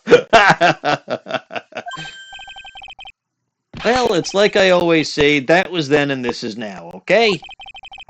Looks like I'm going to have to break his Cyclops after all. I believe you do have the things needed to do this. Makes sense, yes. Alright, buddy. Now I must present the Magatama. This is not the Butz that I wanted to get to the bottom of. No, but it seems this is what you're having to deal with. The night of the crime. On the night of the crime, were you working hard like you were supposed to? What? Huh? Of course I was! Why wouldn't I have been? But didn't you sneak out of work just yesterday to go see Ms. Delight? Or should I clarify in this particular case especially, Mrs. Delight? Yes, Mrs. Delight. I don't know why they call her Ms. Delight, but whatever. But that was... that, and this is this. Is there any chance that you snuck out of work last night, too? Never! I didn't sneak out! I tell you what, I'll even bet you $1. $1? Wow. Now that's confidence. A whole $1. Dawning, do you have any idea how many meals that might buy? None, but it is $1 more than he paid you and you were his lawyer. True, and I need the money, so yes, I'll take that bet. What's with that drenched-in-the-rain puppy look on your face? Do you have evidence that I left my position, or are you just pulling my chain? The evidence that Larry was not manning a station when the murder happened is...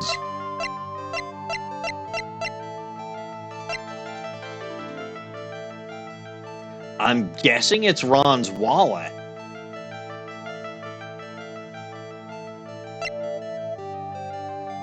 Right, Dawning? Only one way to find out.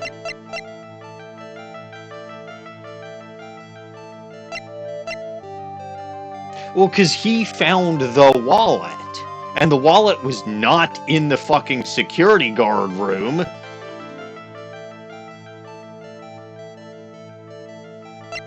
This is true. The only other thing would be the CEO office buzzer. But there are no fingerprints on it. Ergo, I can't say that the CEO pushed the buzzer for sure. And Larry's just going to claim that, you know, it was never pushed or it was malfunctioning. So it's I mean, it's not any of the other stuff. Like, it's nothing related to Mask. So it has to be Ron's wallet. All right. I don't like how agreeable you're being.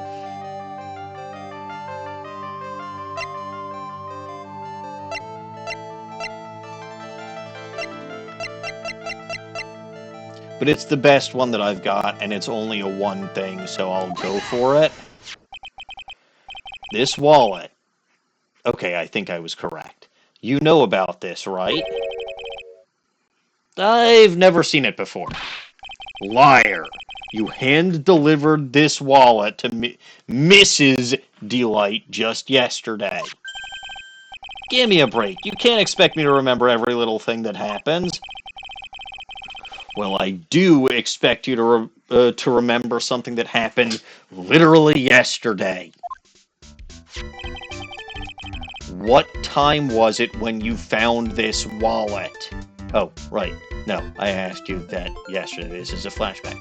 What time was it when you found this wallet? I guess it was around 1 in the morning on the first floor of our company building. 1 o'clock in the morning. 1 o'clock in the morning? That's right. In other words, Larry, at the time of the murder, you were away from the security guard office. Now give me that duck. I need that duck.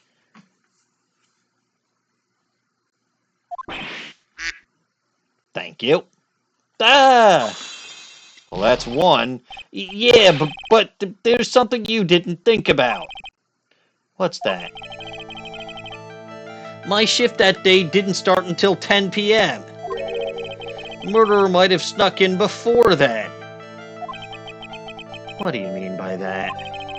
If the murderer had snuck in before 10 p.m., then it wasn't my fault. It was the fault of the guy whose shift was before mine. Why do I have the feeling he still doesn't get the seriousness of this?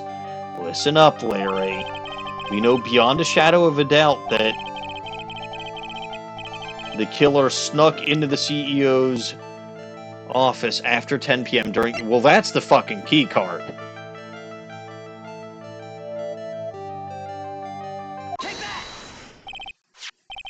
Larry, when you use this key card, does it leave a record? Yeah, it does.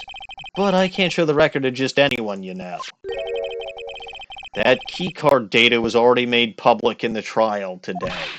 What? I didn't know that. Any kind of a request for info like that is supposed to go through me. Boy, does that sound a bit arrogant coming from a part-time guard. Anyway, according to the data, the door to the CEO's office was opened with this card. Furthermore, it was most definitely used at 1 a.m., the time of the murder. No way! Yes, someone used this to get into the CEO's office. That happened at 1 a.m. on the night of the crime, right in the middle of your shift. Oh, Jesus Christ, what have I done? Larry, you can't duck your responsibility this time. You knew that was coming and you were ready. Good job, Dawning. Yeah, no! Aha, I win. But again, this is not the Butz that I wanted to get to the bottom of. So just tell me about the night of the crime. Oh, I knew it. It's all my fault. It's my fault that the boss was killed. My fault. Larry. There was nothing I could do. I have important issues to deal with too, man. What happened that night anyway? My Donna happened. Oh, good. He's seeing another girl, isn't he? Huh? You're Donna. I got a bad feeling about this. Yeah, my Donna called and said I have to talk to you right away. So I went to see her and he was standing there, right there next to her. Who was? Her new boyfriend. It was like some horrible joke. Before I knew what was going on, the guy socked me right in the kisser. Okay. Normally I'm the one that does the punching. Isn't that right, Nick? Isn't that right? Whatever. Yeah, but why would he be asking Maya? It says Maya, but why would he ask Maya that question? Completely unclear, but... Larry, just stop everything. So is that why you left the security guard office? Well, I'm sorry, it's all my fault. How could I ever make up for it, Nick? What could I do? What? What? Uh-oh. He's curled up on the floor, crying like a baby. Oh boy. Nick! Is there anything I can do? Anything? Just name it. I'll do whatever I have to do to make up for it. I swear I will. Larry.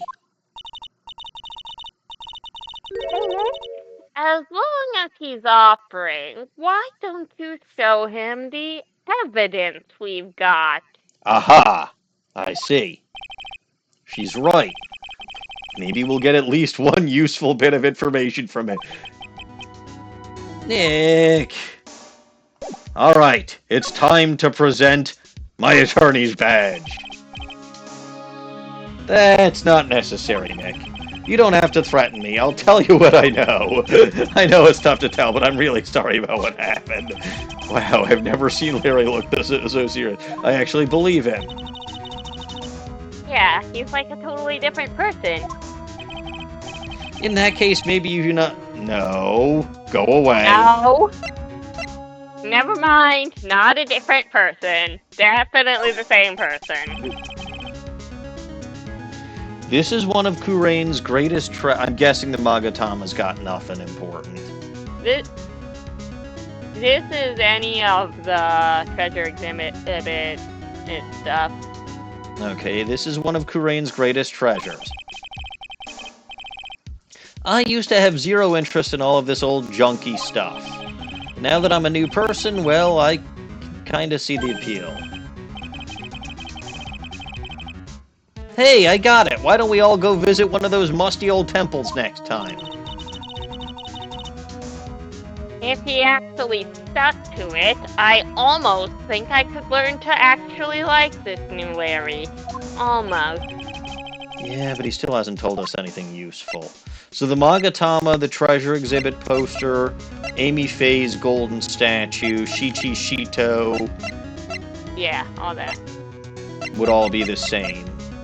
What about Actually, the masks? I think the Magatama is classed under anything else, but... Yeah, okay, I figured. Pleasant.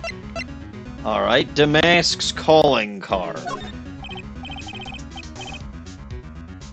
Listen carefully, okay, Nick? I know you don't think of me, you don't think much of me as a no shit, Sherlock. I'm no thief, and I would never wear a goofy getup like that. Nobody ever accused you of being a thief. It's too much work for me, making plans, writing, calling cards, etc., etc. He's not wrong. He's too lazy to be masked to mask. I'd rather just pull a dine and dash at a burger joint. Burgers? I love burgers.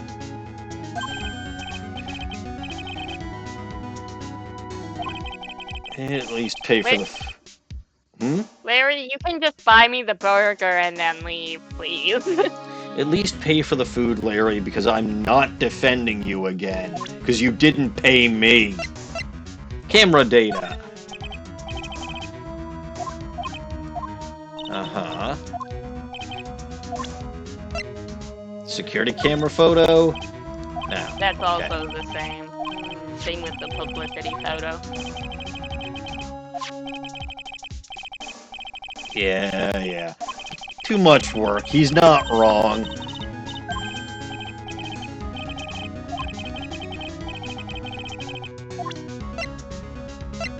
Blackmail letter. So, what about this? Huh? Maya, you shouldn't have No. A blackmail letter. No, this is a blackmail letter. What? How do you know about that much? Because you keep going blabbing your mouth off about how... I mean, you're not exactly quiet about it. Huh? How much is Alexis demanding this time? Oh no. Huh? Who is this Alexis? Did we show him this letter yesterday too? I'm pretty sure we did. We did, and it was still funny. Alright, tell us about the wallet then. Ah, that's the wallet I found.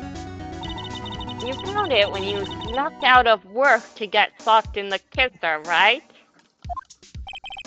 I didn't sneak out of work to get socked in the kisser. If only I'd been more responsible at work. I might have spotted the murderer on the monitor like I was supposed to.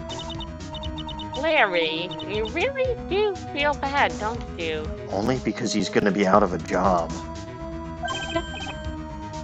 Yeah, well...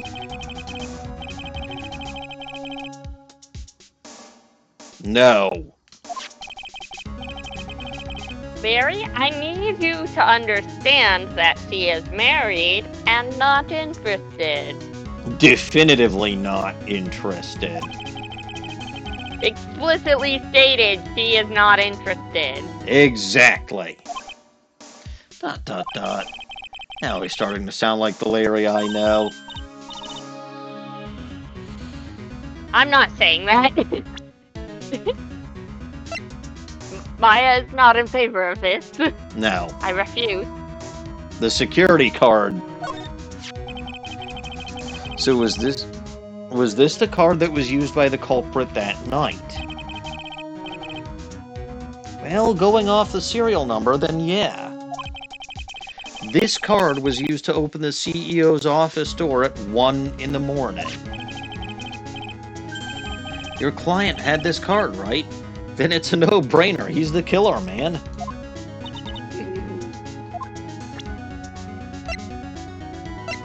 The brooch? It's everything else, right? Yeah. Yep. Oops.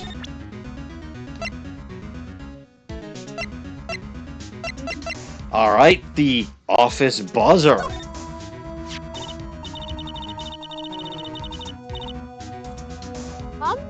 The buzzer in the CEO's office is directly connected to this room, right? That's right. Just like my heart is connected to his own ass.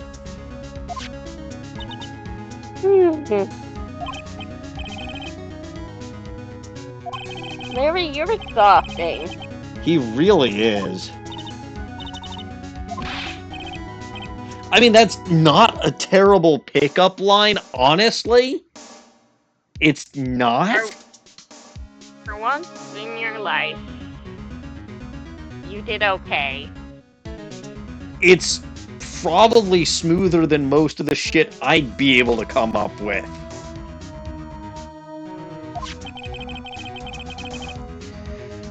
This is still a teenager, though, Larry.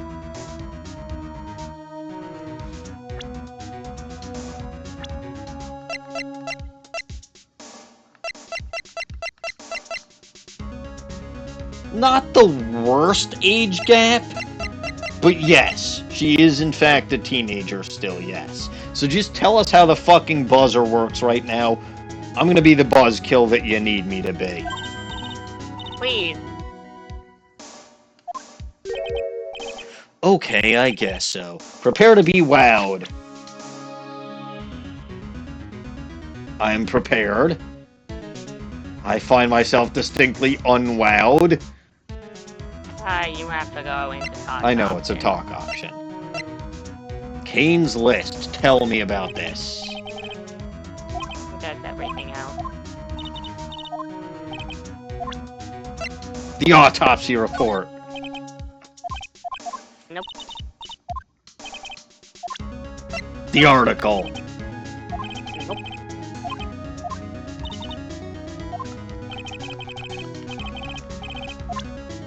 People. Me. You're 26 years old, right? Don't you think it's about time for you to take a long, hard look at your life? Sure. The only time you can really screw up and hope to recover from is when you're young. Huh? Oh. Yes, so. Naturally, I'm not talking about you, Maya. Nick, though, he's an absolute fuck-up. You wait. I mean, he is.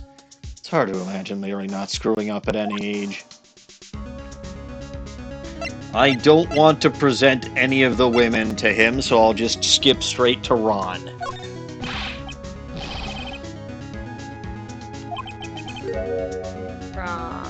Oh, okay. I think he goes here. Okay, that's kind of funny. But the thing is, I'm sorry, Nick. I really want to change my ways. But the thing is, I just don't have any interest in men. This guy really needs to get his mind out of the gutter. Larry's exhausting, isn't he? Yes. Gumshoe. It's the same thing. Oh no. Never mind. Oh, this guy, the detective, he was here before, drilling me with a ton of questions. Really? Like, what did he ask? Let's see. I can't remember. Huh? Well, you know, just a bunch of boring stuff. Poor Detective Gumshoe. Mask the sock. Thing is, don't have any interest in men. Yada yada yada. This I is to say assume- he does have... This being his generic dialogue for profiles is to say he does have a specific dialogue for every female. Character. Yes. I figured, but I'm not going to give him the satisfaction. I'm assuming it's generic for Luke and me. I believe so. Tell me about yourself. It would be really funny if that was generic. It's not. I'm 25 now. It's about time I started giving some serious thought to my life. Good. It's about fucking time. What exactly are you thinking about, though? Well, you know, my future, my dreams. Women? Larry, when exactly does this future of yours start? A man's life begins at 30. That's my theory anyway. Well, technically I was 30 when I got married, so yes.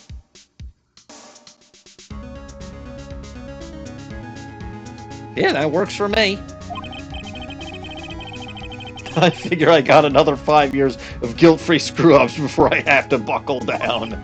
Larry, I think, forget it. We're just gonna have to have a nice long talk next time. Godot is probably generic. Yep. He does have something for Bluebird. I was gonna say he better have one for his former boss. His deceased boss. The CEO of our company. He was a pretty good... That's not what Gumshoe says, but sure. Really? Yeah, you bet. You know how I'm not very good about working hard, right? Yeah, no, everybody has noticed. Well, guess what the boss said to me about that? I don't expect much work. I don't expect much work from you, Larry. In return, just don't expect much pay. I see.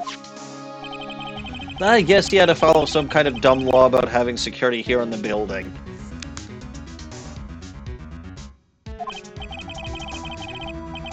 So in order to pay the lowest wage possible, he went to the bottom of the barrel. And yes, the Butz is in fact the bottom of any barrel.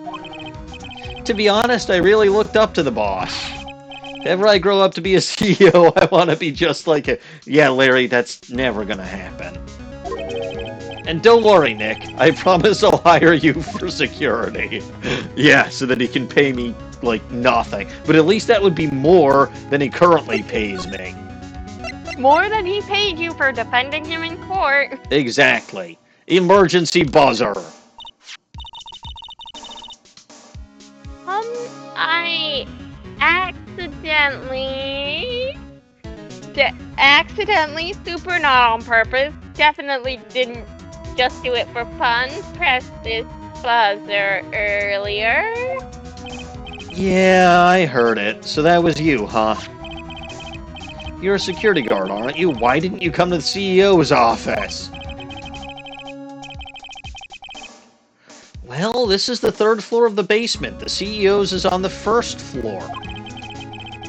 Thought it would be a good idea to, adopt a wait-and-see approach, especially since the CEO was already fucking dead at this point, and it was probably just a ghost or some shit pushing the button. The ghost of the CEO trying to get his attention, him pretending the English screens are watching, are showing an actual TV show. Mm-hmm. Plus, there's a police detective here, right? I just didn't think it was necessary. That's actually probably more accurate. It's as if he's trying to win an award for the laziest person on the planet. He'll have to compete with Shikamaru. Let's get back to talking about the night of the murder, okay? Is it true that the buzzer didn't go off that night? He wouldn't know. He wasn't there. There must be a record, right? You must have had a look at it, right? Of course I did, and I couldn't possibly have made a oh god, he made a mistake, didn't he?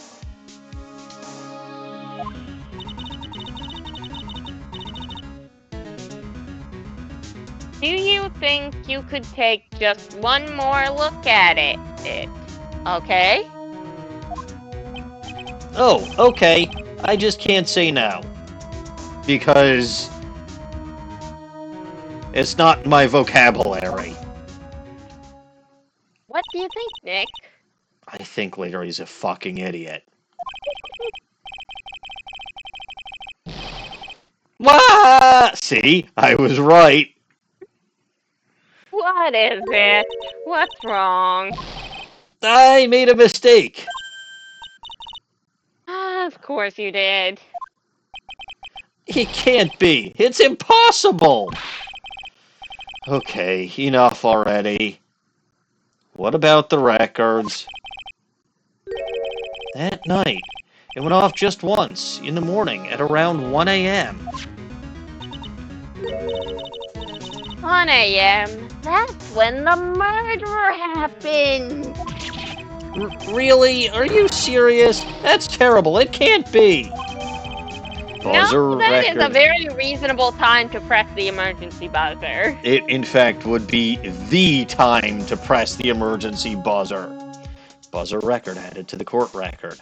The buzzer went off once at 1:02 a.m. on October 12th in the CEO's office. Well. Nothing else we can do here, right?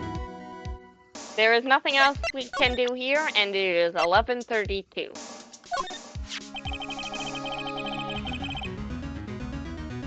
Okay, I presented that right back at him, by the way. You guys have really made me reflect on the way I've been living. But the only problem is with all this reflecting, where's the time for love? Frankly, I think reflecting is a bit overrated, don't you? Yup, so he's going back to being a sleazebag. What are you going on about, Larry? Plus, do you honestly have any new info on the buzzer record? Huh? The record? Ah, no, nothing at all. This guy reflects about as much as a piece of black carpeting. Which, technically, I think does reflect all light? Trying to remember. No, white reflects all, black absorbs all. Are we sure? I think it's the other way around. I'm pretty sure you're wrong. Double check that.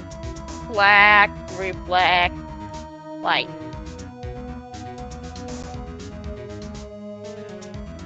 Black absorbs all, white reflects.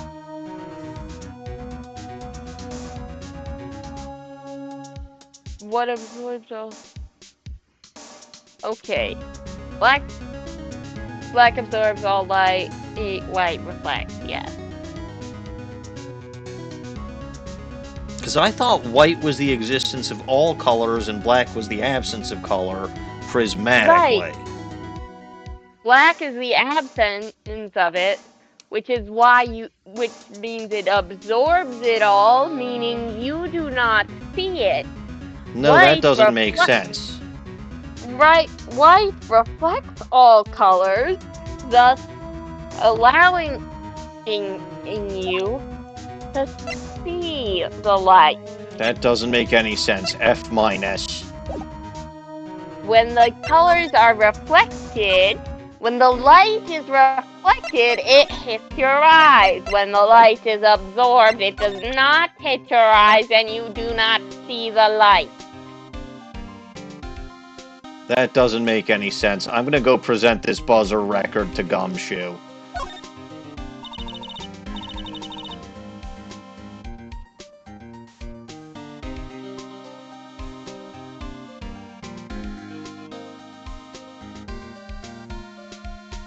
Little Goblin wasn't anticipating me doing anything else tonight, was she? I think this is just generic anyway. It seems like it, yeah. Yeah. But that's interesting, because I figured he would want to know that the buzzer actually did go off. So I actually am at a bit of a loss. Can't hold that anymore. No more space in the brain. Yes, fine. But I actually am at a bit of a loss for what I'm supposed to do now. Oh, well, maybe you'll have an idea next week. To the main exhibit hall. Or are you suggesting that I quit for the night? I'm suggesting it is very late, and you have been you have been claiming to make an effort to try to not go as much overtime as you have been. Alright, fine. Then I will save things off here. And I will also try to make an effort to actually make some goddamn progress next time. Stop getting sidetracked by random nonsense. It's been a couple of weeks, so I have to remember how to outro. Yes. If you only caught part of tonight's stream, you can watch the full thing over on my YouTube channel. As far as my YouTube channel goes, that is the only place to watch my content now that Twitch has decided. Now, they gave an extra month, mind you, because I kind of fucking figured they would.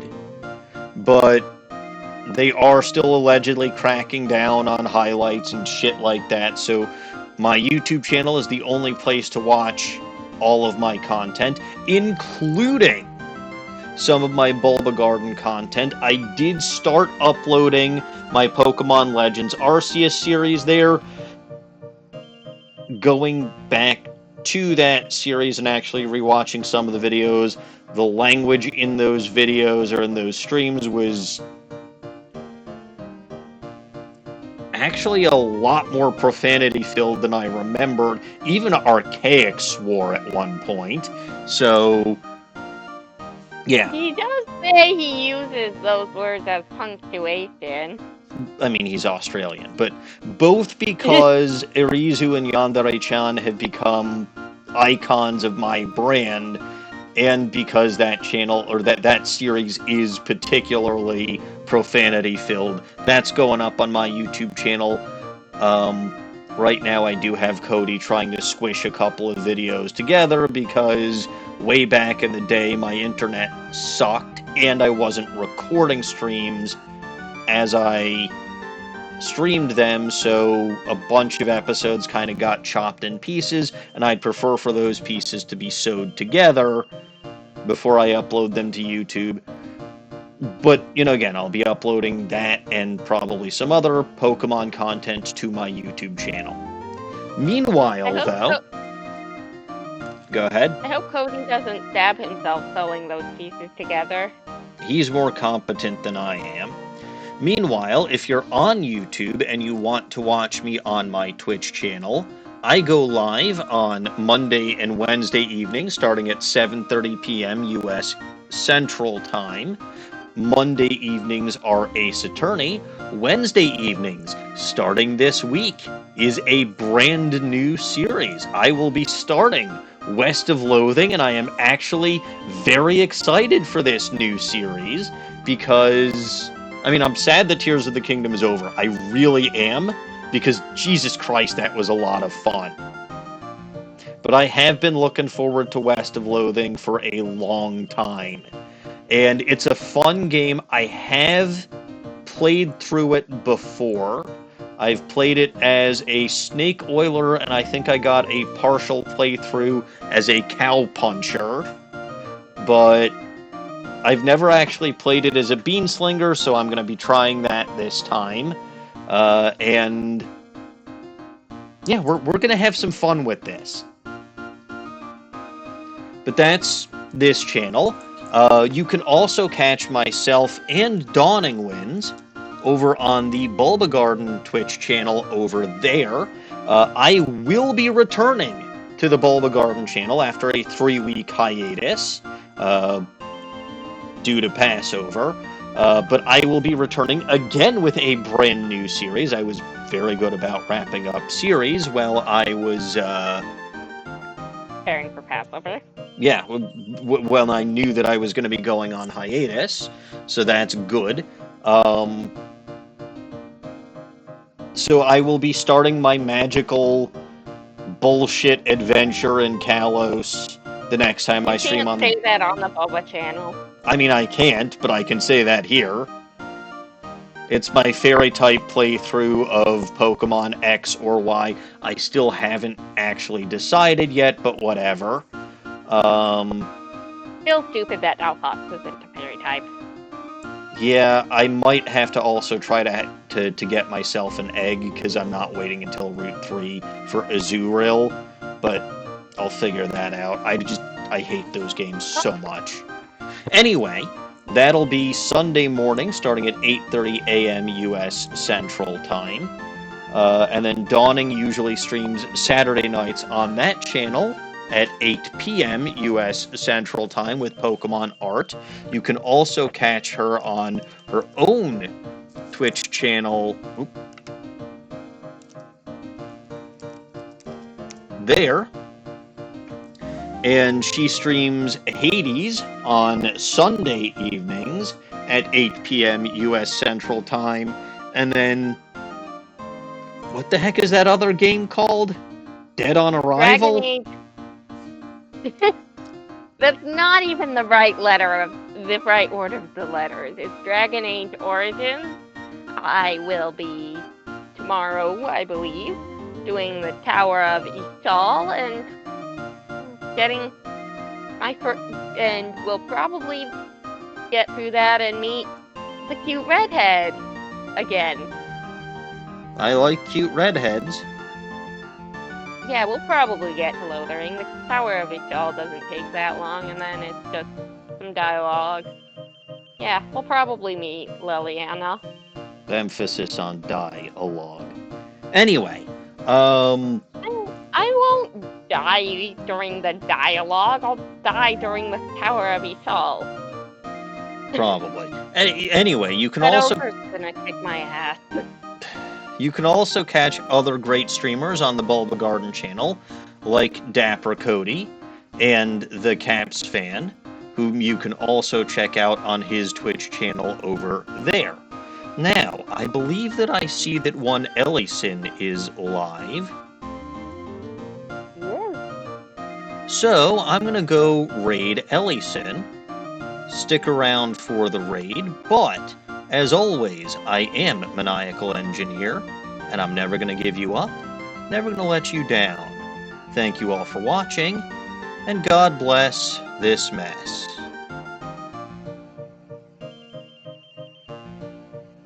Good night.